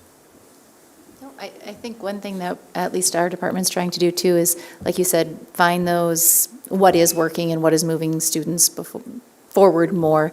We're taking this year, we've had a lot of teachers going through letters training and all of this, so we're actually trying to take data and say, is this the key? What is moving forward? And we'll continue to do that. And hopefully towards the end of the school year, we have some of that data to show, like, this is what professional development in this area, this is what this did, and match that up with some of our data growth. Thank you. Cynthia? I just had one thought that popped into my head, and it kind of relates to the whole presentation, but with Eric too, getting back at gaps.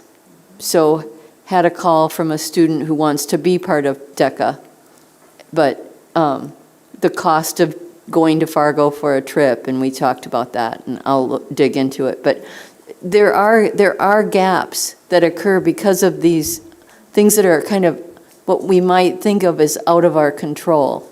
Bill brought up economic levels. So I appreciate so much all that you do to track that data and to push for every student in the district. Can we just say all the credit needs to go to our educators? They're just working so hard and doing an amazing job. Thank you very much. Appreciate all of you. We look forward to you coming to the mic more.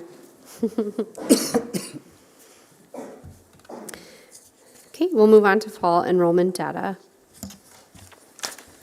All right, so you will see before you in the memo basically 3 different tables that outlines our enrollment data. The first table you'll see is a comparison between the spring of 2023 and the fall of 2023. As you'll see, overall as a district, we are seeing an increase in students as it relates to, again, last spring in comparison to this fall. Table number 2, you'll see a comparison between the fall of 2022 and the fall of 2023. And again, overall, looking at the district, you'll see a slight decrease in overall students between last fall and this fall. And in realistic fashion, we were looking at this prior to today and continuing to track this number as the school year started. And we anticipated that number to be a little bit higher than what it is. And so being quite pleased with where we're currently at. Obviously, we're continuing to track those numbers as we go throughout the year, and we'll continue to provide these reports throughout the year. But looking at that overall, we're sitting pretty nice. Then the last table you'll see is comparing what our demographic report projections were in comparison to where our fall enrollment actually was. And so you'll see that in comparison to what the demographic projection was, you'll see a decrease of 64 students in comparison to what we anticipated when it comes to that projection report. And for accuracy purposes, that's a 99.2% accuracy as it relates to what the demographic study projected and what we actually are seeing in our projections as far as enrollment goes. Any questions for me? Someone's got to give him a question. He's got to have his first question. I'll give him a question. It has nothing to do with the Green Bay Packers. Do you have any idea, as you look at this data, do you have any idea like what some of the reasons could be for the actual differences versus the demographic projection? Yeah, so Dr. Brenner has kind of dived into that already, so I'll let him answer that question. We had some of our admin support staff call around to our private schools to see what their numbers were, and there was really nothing remarkable. Some of our private schools were down a few kids, some were up a few kids. Who we didn't hear from was the new STEM Academy at the Grand Cities Mall. They didn't respond to our question, so we don't know about that, but where we did see a large uptick would be in our homeschooling population. But we still think there's some opportunities with our homeschoolers and having access to some of our programs where we can actually count them and get partial financial aid and get them in our buildings for either extra curricular activities or maybe a class that they just can't get online. So we're in the middle of competing with the virtual world, and what came out of the legislature last spring does not help any of us with virtual schooling. Can I ask a question pursuant to that, Dr. Brenner? So if a student is taking full advantage of the North Dakota distance I know I'm not saying that name properly, pardon me, but if a student in Grand Forks is enrolled in like 5 of those classes, are they considered somebody within our district, or are they considered a homeschool child? Catherine, do you want to take a swing at that? Because I know you've been tracking a few of those students. Thank you. Yeah, it depends on how they enrolled. So that's really the answer. So we do have students on campus that do take a number of North Dakota Center for Distance Ed classes. So the district then pays for those courses, but we gain the state aid on that. In order, though, for them to do that on the district's dime, they have to be an enrolled student. And we can set the thresholds of how much seat time they have in our physical buildings. So we want to use that as a platform to get kids re-engaged in our academics and connected with our adults and with our students. So, yeah, so it really depends on how they choose to enroll. Interesting. Thank you. And just a side note, when they enroll with us, and they also have to follow our testing cycles, things of that nature for our accountability measures, and sometimes that's a barrier that precludes them from coming back. Okay. We'll now move on to the NDSBA resolutions. Dr. Brenner. Thank you, Madam President. On page 86 of your electronic packet, there's a memo there for you. But I'm just going to go ahead and draw your attention to pages 87 and 88. And basically what the board would need to do is just make sure that Board Member Monty Gockler serves as our delegate. And, there's nothing remarkable about any of the bylaws that they changed. Most of them were amended, but unremarkably amended. So I would just say, as long as the board is comfortable with everything that the North Dakota School Board Association has done relative to their bylaws and governance, that Monty would be representing Grand Forks Public Schools and Jen Rivera would be representing District 140 in Bismarck here in about 3 weeks. Okay, and we'll move on to the Finance Committee report and recommendations for action. I'm having a little bit of a family emergency at home, so I need to scoot out. So Dr. Brenner is going to run the rest of the meeting. And Cindy, if you'd mind calling me in about 5 minutes, and I can listen from afar. Thank you. Thank you, Chairperson Flynn, members of the committee. To provide a quick update here on our Finance Committee report, there were really 3 topics discussed. 2 of them in short and 1 in longer script, which will take a little bit more of the time. The first was a presentation provided by myself to the Committee on the New Market Tax Credits, which is a tax credit program that could bring further investment to the Career Impact Academy. It's a complex situation, so we wanted to start that conversation early and would even involve other partners such as the Foundation for Education. And so we had a conversation at the committee on that particular topic. We're still waiting on news as to whether or not that will be fully pursued, and we'll certainly come back to the committee and this body for more information, but we'd be happy to answer any questions at this time if there's anything in the minutes that you're curious about. A second topic that was discussed at the committee was really the request or consideration of implementing the Information Technology Manager, coming out of a recognition of need of just a few short years ago, a director of that position having been vacated. And we've been working through an absence of that position for quite some time and needed to consider what it might look like to be bringing that position back. At this time, the committee's determination was that we further explore that, but put it on the back burner at this time, unless there's anything more to add there. Unless there's anything more to add on these first 2 subjects before I really jump into a slideshow presentation. I know Well, let's Bill just was stop chair. there and we'll ask if any board members have any questions or comments about number 1 and number 2 of the finance. Go ahead, Monty. I have a question, Dr. Lynn. So how is, coming from the technology department, way back when, how are things being managed then in lieu of Mr. Compton's retirement? I know that there are lots of different things and that have to take place on a day-to-day position, and I'm just wondering how that takes place then. Yeah, it's a great question. I'll defer to Dr. Brenner. All right. I think all of you know that Eric Ripley is wearing 2 hats, his CTE hat and also providing leadership for the technology department. He has a strong team back there. A lot of people have assumed some additional leadership responsibilities, but certainly Jeff Compton walking out of here with his institutional knowledge was a huge loss for us. But Jeff has been on what I would call a bit of a partial retainer, where when we need him, he comes back for an hour here, an hour there. It's probably a little more than that. But he's providing, some guidance and leadership where it's needed. But and that's the reason why that I brought the position forward, but I certainly understand the optics of going through a $2 to $3 to $4 million budget reduction over a couple of years, and then bringing in a position that ranges from 81 to 101,000. What that might look like. But the other thing that I would say is I'm appreciative that the committee said let's explore it again, maybe as early as November, because we do think there's some risk by not having somebody really in the day-to-day leadership role. Other questions or comments? My only comment is I think the Finance Committee should really strongly look. I don't think it's a little risk. I think there's more than a little. So I really think we have to look at that strictly. Okay. Go ahead, Brandon, on to 3. Thank you. I appreciate that. The third subject here talked about was really our budget conversation and their certificate of levy. So I put together a slideshow presentation to walk through that.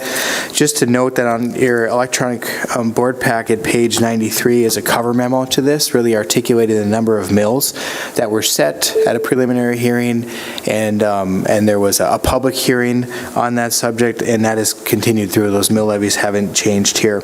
And then also attached is the actual SFN 9149, which is the state format for the budget. These numbers are essentially the same here of what's in the slide deck. The SFN 9149 also includes Fund 65, which is CTE funds, and this is focused on General Fund or Fund 10, which is really what we talk about every month. And so I'll point your attention to the slide deck here and walk you through the elements of this budget. Just to let you know where we're headed to, we're going to start with just addressing the guiding change document.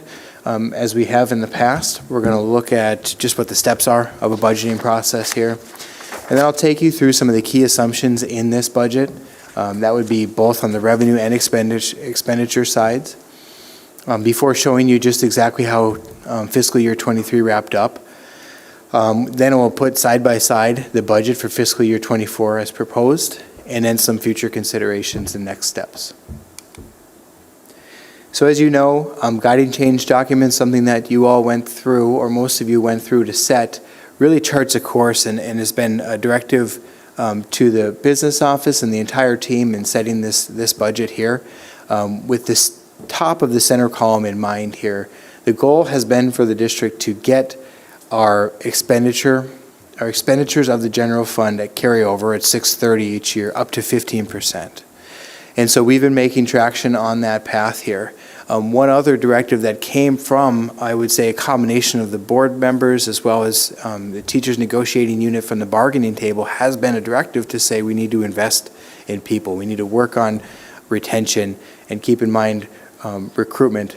And so that can be a balance here with the goal of growing that general fund balance.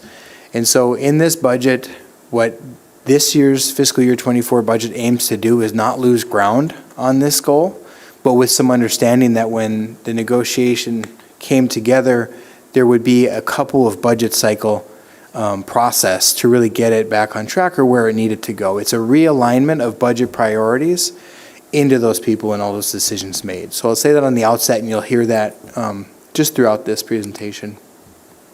As a reminder of the process, on August, this is not the actual dates, but by state law, by August 10th, the school board needs to set a preliminary budget, and then by October 10th, the final budget needs to be sent to the county auditor. So a couple of the key assumptions in this budget, we'll start on the revenue side here. You'll see that, as a reminder, the majority of funding that comes to the school district are really from three different areas: the local, the state, and the federal. The state being the largest, and so when the state came out with a 4% and a 4%, that's meaningful to the school district. It has actually come out stronger when you compare year over year, primarily because of a couple other elements going on. Like, for example, the state legislature also increased their part in supporting our special education units across the state, so that was an increase. We also will see the decision made in the legislative session of 21 to no longer reduce what's owed to us through the impact aid funding, as it was deducted through the state formula. So a couple things happening there, but you can see really a strong number, in my opinion, from the state at 6.47% increase year over year. The local has also been strong due to our economy growing. We've really seen a 7% increase. This year, the city had estimated for the full calendar year north of 8% growth in property valuations or property tax proceeds. The two parts of that are the growth of the new buildings and new things being taxed, but also then the valuations of those that currently sit. You'll note, though, one assumption that we will hold is that not everybody pays their taxes. And so we actually will take the estimation of how much we would expect to get in local property taxes and reduce that slightly, just under 5%, because that's what we saw last year as a reality. And then lastly, the federal bucket, also strong percent growth of 9.42% from fiscal year 23, but it's worth noting too that all federal programs really are on a reimbursement basis. So if we get a grant or even ESSER dollars, it's a matter of us spending and then seeking reimbursement. And so one of the strongest reasons for this increase is that we have a balance of our ESSER 3 dollars that either need to be spent this year or sent back. So we've got a lot budgeted to make sure that we take full advantage of those federal dollars. Another revenue assumption involved, or two-part here, are a couple of key one-time transfers. The special reserve fund we've talked about a lot that should be exceed the budget in certain areas, namely salaries or in utility costs like heating. Then we would be able to leverage a separate fund that is levied each and every year. And also a conversation just beginning here with District 140 about a one-time transfer related to some of the reduction of that impact aid that had kind of flowed through. So these are a couple of revenue assumptions I wanted to point out. On the expenditure side, again, an exciting time with a little bit of work to follow here is the historic salary increases. Right about on average across all groups, 8.4%, or what really could equate to just under $8 million, is an investment you all have made. That shows up in this budget. Another reality, too, is it's been more difficult to get positions, namely in this case, the school psychologists and speech-language pathologists. When we cannot hire these people in person, our requirements to provide their services don't go away. And so the only option we've been left with or found thus far is through these online SLPs and school psychs, and they're quite a bit more costly. And so that's something we're keeping our eye on in this budget and next, as to how we can pay attention to that and make sure we're providing that service. Increased health insurance. The health insurance committee had gone through the work of actually keeping this number as low as possible for every staff member receiving that benefit, but we still see an increase there of $1 million as a burden, as an expenditure on this budget. We have a new student transportation service involved. That has been an increase as well. And then, of course, I mentioned the ESSER dollars. It's reimbursement, but this is the last year we have to really take advantage of those dollars. Asterisks we do have through 9/30 of 24. It's our ambition to take care of those in this next fiscal year, but you might see those, a couple of dollars left over into next year's budget as well. Brandon, can you please tell me that was a typo under the transportation? It says is that 500 million? Sorry, that's something I picked up from bankers, in that it's MM as in Roman numeral 1,000,000. So when you see one that means a million, and a 500,000, that's what the M means, not the K. I apologize, I should have used a different one. Thank you for the explanation. Sorry. Yeah, our budget is not that large in its entirety. A couple other things that are worth noting too that are going on here too is previously, as the building fund has now begun to get a little more healthy, we're able to take those capital expenditures out of the general fund, whereas prior we were leveraging the general fund to pay for those. So that's an exciting note that we're no longer doing capital projects out of the general fund. We're keeping those in the building fund. One note is we're working still through alongside GFEA and exactly what it means for when teachers are certified individuals are paid off of contract or outside of their normal hours, and when their pay is to be reflective of their position on the pay matrix, or when it's to be reflective of a standard rate. When it does reflect their position on the pay matrix, they're generally more costly hours, and so we're watching exactly what that means here. And so what this budget does is it actually caps, similar to last year, the budget number. So it might be the case that this coming year there need to be a determination about, whereas they may have had 10 hours of some activity outside of contract, we might be looking at keeping it to 5 hours, or the reduction of the hours or the commitment, just as we get our hands around this first year and see how those dollars come in. We did make some investments this past summer into energy savings. That's that guaranteed energy savings program. A couple of buildings have gone through that. More efficient boilers. All buildings saw new light bulbs go in, as well as some envelope improvements, such as keeping the heat within the buildings. So although that project is only through year one of 2 years, we will already begin to see some of those energy savings. And then lastly, of note, I'll point this out in the presentation, but this budget presentation to the Finance Committee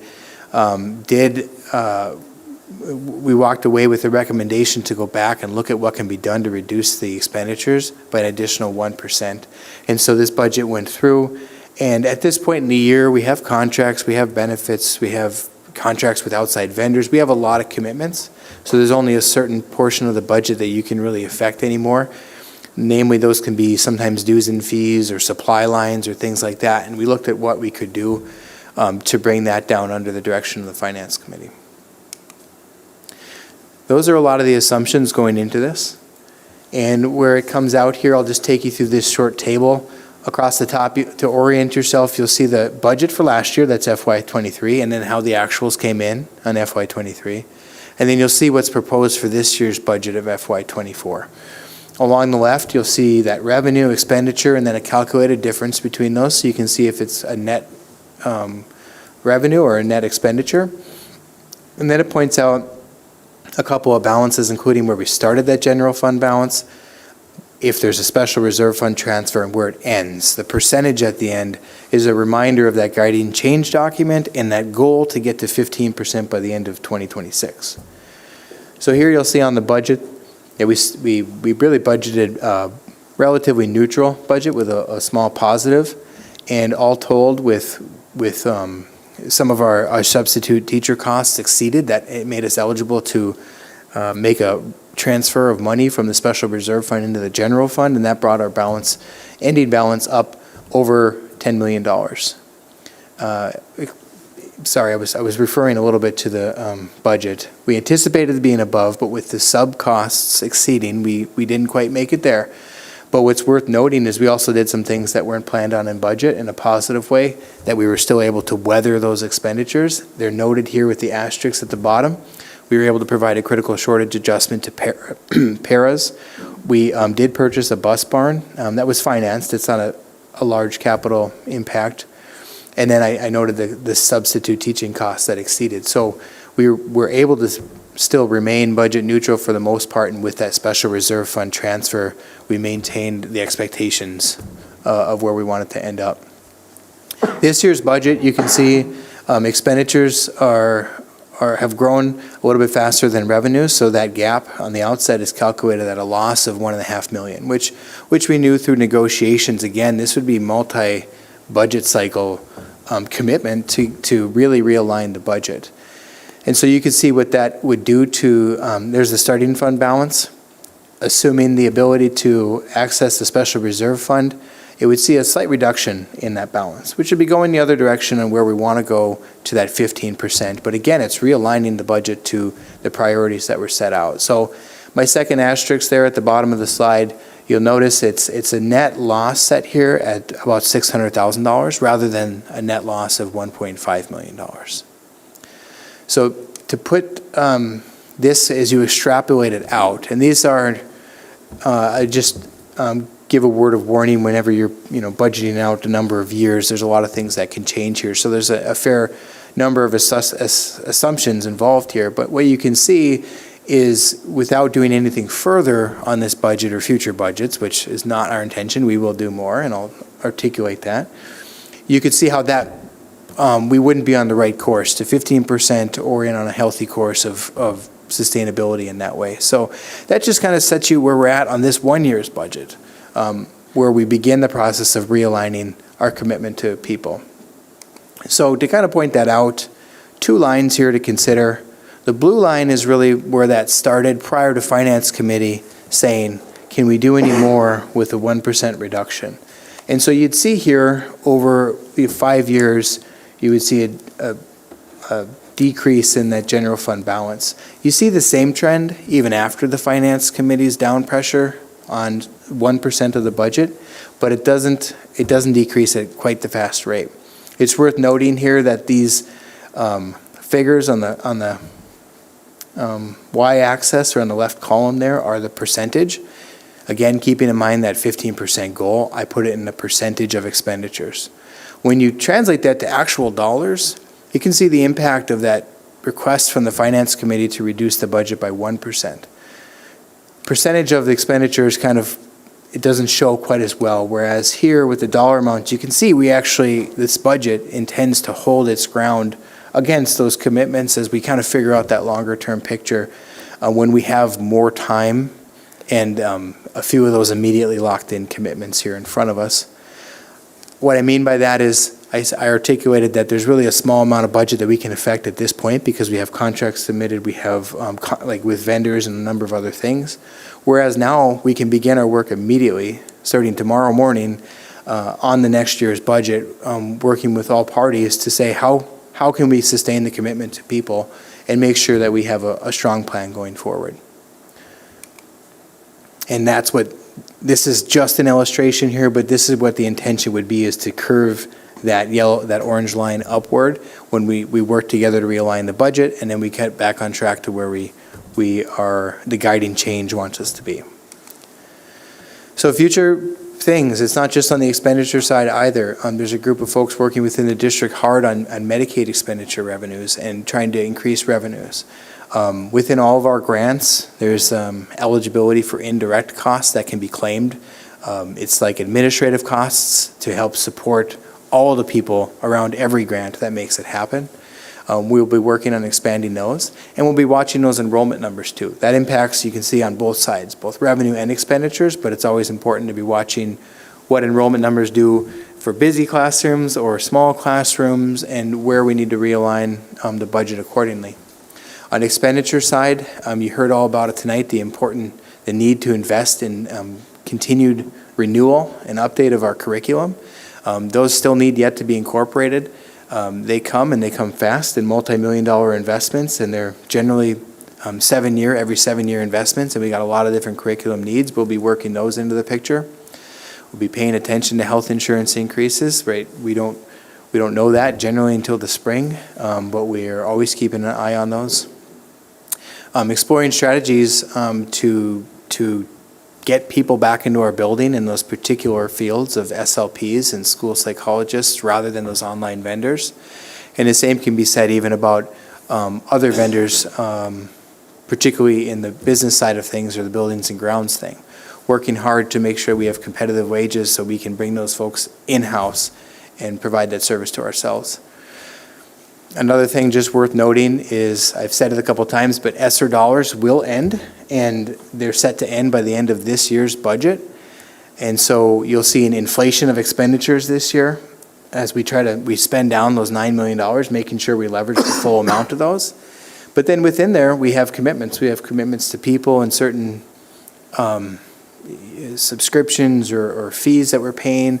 And so we are valuing that about another $2.8 million that we'll need to really find a home for within the general fund. So we're watching that one too. And of course, I didn't say this, but we'll see increases in those revenues too. The state's decision was a 4% and a 4%. We'll see an increase of 4%. And so there's a few things that are going to happen.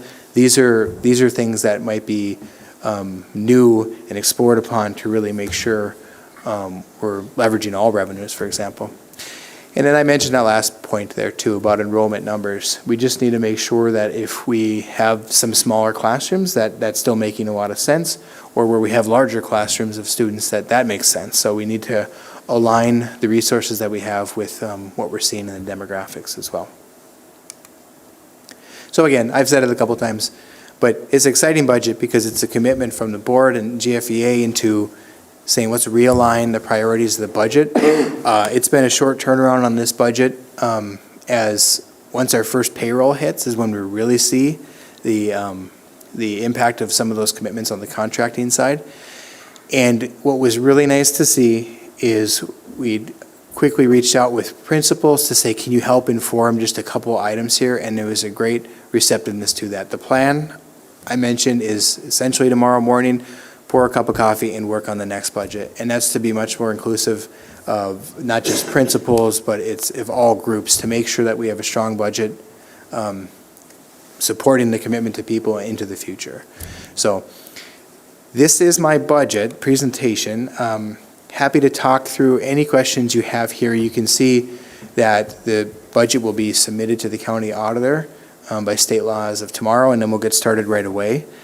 The request or the administrative recommendation, the actual decision in front of you, is found on electronic page 93 of the board packet, which is to approve, and there's a typo here. I had approved the 2022-23 budget when really it should be the fiscal year 24 or 2023 to 24. And then it articulates the number of mills involved there. But you're really approving the attached document, which is that SFN 9149, and giving me permission to submit that to the county auditor. Again, happy to answer questions. Thank you for that thorough and understandable presentation. Appreciate that. Comments, questions by board members? Monty. Sorry, Brendan, can you go back a couple of slides, please? Yeah. Thank you. And, yeah, right there. Can you give us an example of what an indirect expense is on an applicable grant? I don't know what that means. Yeah. So whenever a grant is awarded, it's exciting because there's new money coming into the district, but of course there comes a responsibility in fostering those dollars responsibly. And so a lot of those indirect costs can be anything from a lot of the business office functions of setting those budgets, tracking those budgets, reporting those budgets, through HR responsibilities of hiring if they're required, all the way through the north of our building. When we start to buy a lot of things through grants, then we have somebody receiving those things. Well, ordering those things in the business office, receiving those things in the back, delivering them out to the buildings. And so indirect costs are meant to capture a lot of those hidden costs. And often these grants even have an administrative cost, which might be you're really someone who's leading that grant, the director of it or your coordinator of it. So these are even more of those hidden back of office expenses.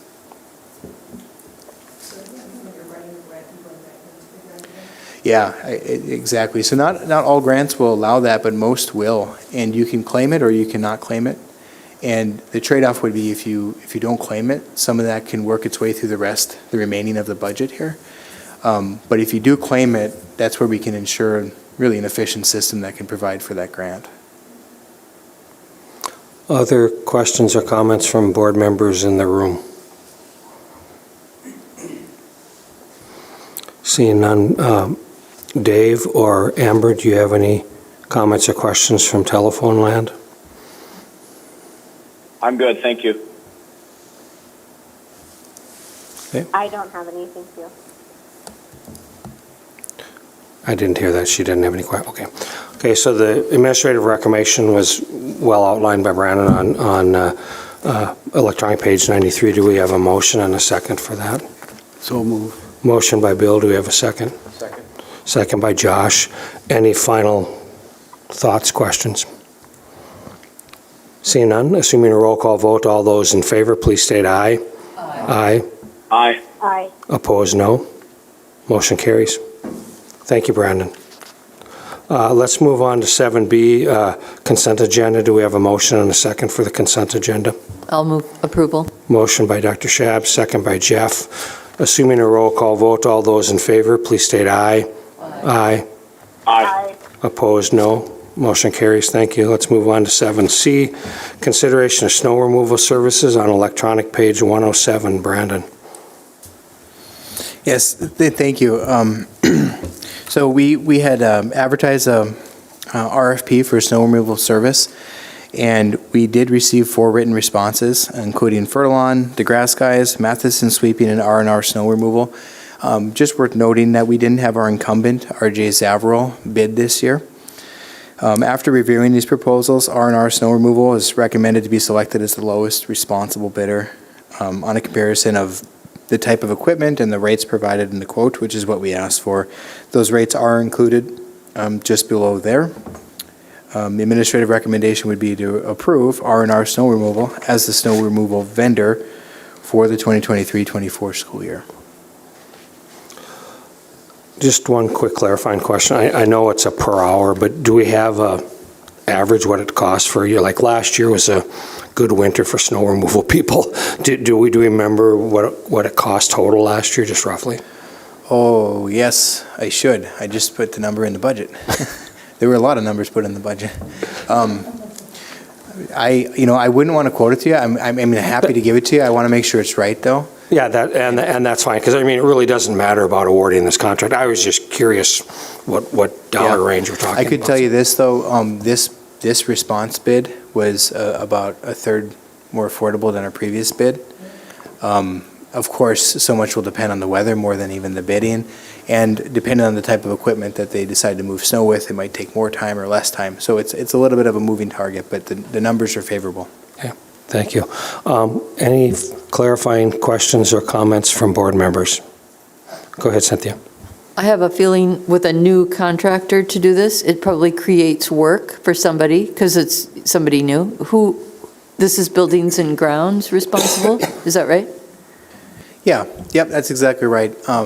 So Jonathan Elwine, our B&G director, has been on this and certainly was on the phone encouraging that we get a strong response, knowing that our incumbent wouldn't bid. So it starts with him. Greg Infeld is our ground supervisor, and he's got a team, including Brandon Ortloff and a number of others that are a part of this. We do snow removal, but generally just on the sidewalks of our campuses, and this bid is for the parking lots. And so that's nice because we have these folks mentioned, but also the school building custodians and maintenance folks know their properties. So I had personally made a phone call to the winning bid response here and had a conversation, and they're eager to go ahead and get connected with Greg and his team and get familiar with the district.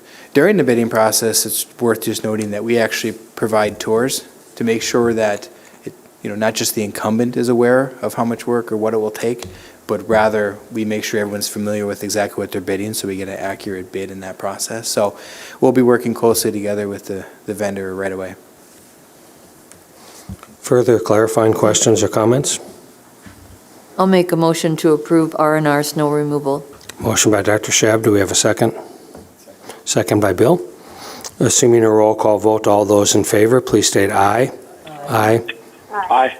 Opposed, no. Motion carries unanimously. Thank you. Let's move on to item 7D, which is School Board Self-Assessment Committee Report and Recommendations, electronic pages 108 through 113. Joel, are you taking this? Joel or Monty? It's Joel not or me. Monty, if I can be reminded. Go ahead, Joel. Yeah, we met whatever date it says here, and basically just talked through wanting to make a few changes to the board self-assessment, and Dr. Brenner presented a tool from maybe Iowa or Ohio. There we go. And we talked through that, liked their tool with a few tweaks. Is that what's, yep, that follows, there we go. So that's following in the next few pages of the agenda there, if you guys want to take a look at that. Or if you have already, I suppose. Anything to add, Monty or Dr. Brenner? The only thing I would add is the evaluation tool that you've used in the past was connected to the school board norms. And so this is digging in a little bit deeper, looking at student achievement and data as our Be Legendary training suggested. I would agree. I like this tool better because I think it keeps us more accountable to the overall scope of what's happening in the school district, and not just aligning with the norms.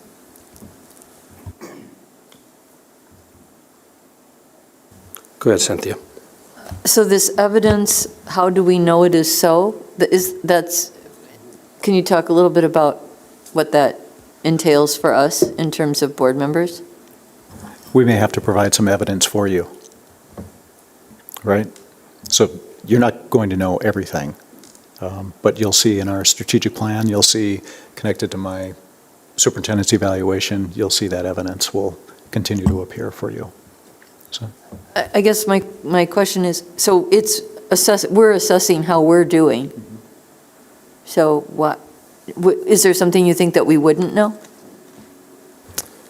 There might be a question or two in here that you wouldn't, that you might need to either check with district administration or not.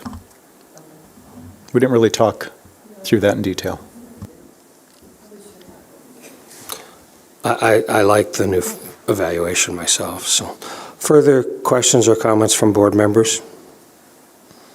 Seeing none, can I get a motion and a second to approve this? I'll make the motion to approve.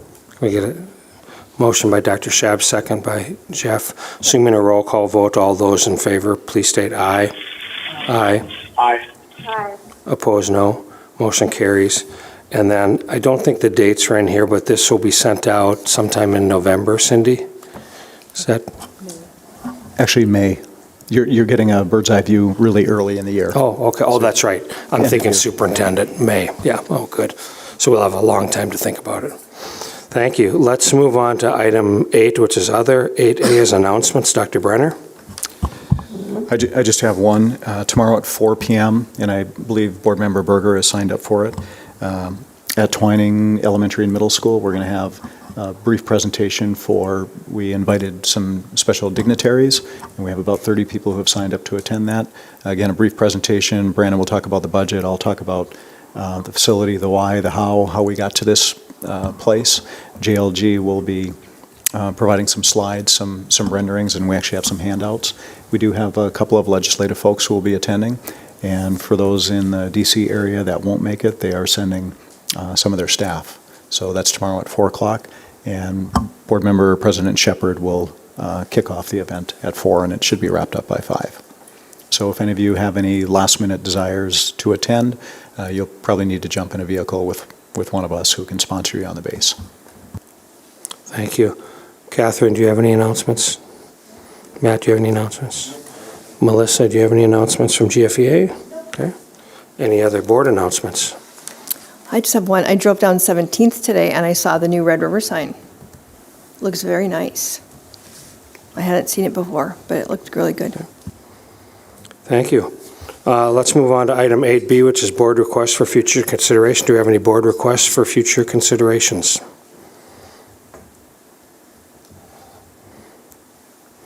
Hearing none, let's move on to 8C, which is school board meeting norms. Joel, how did we do?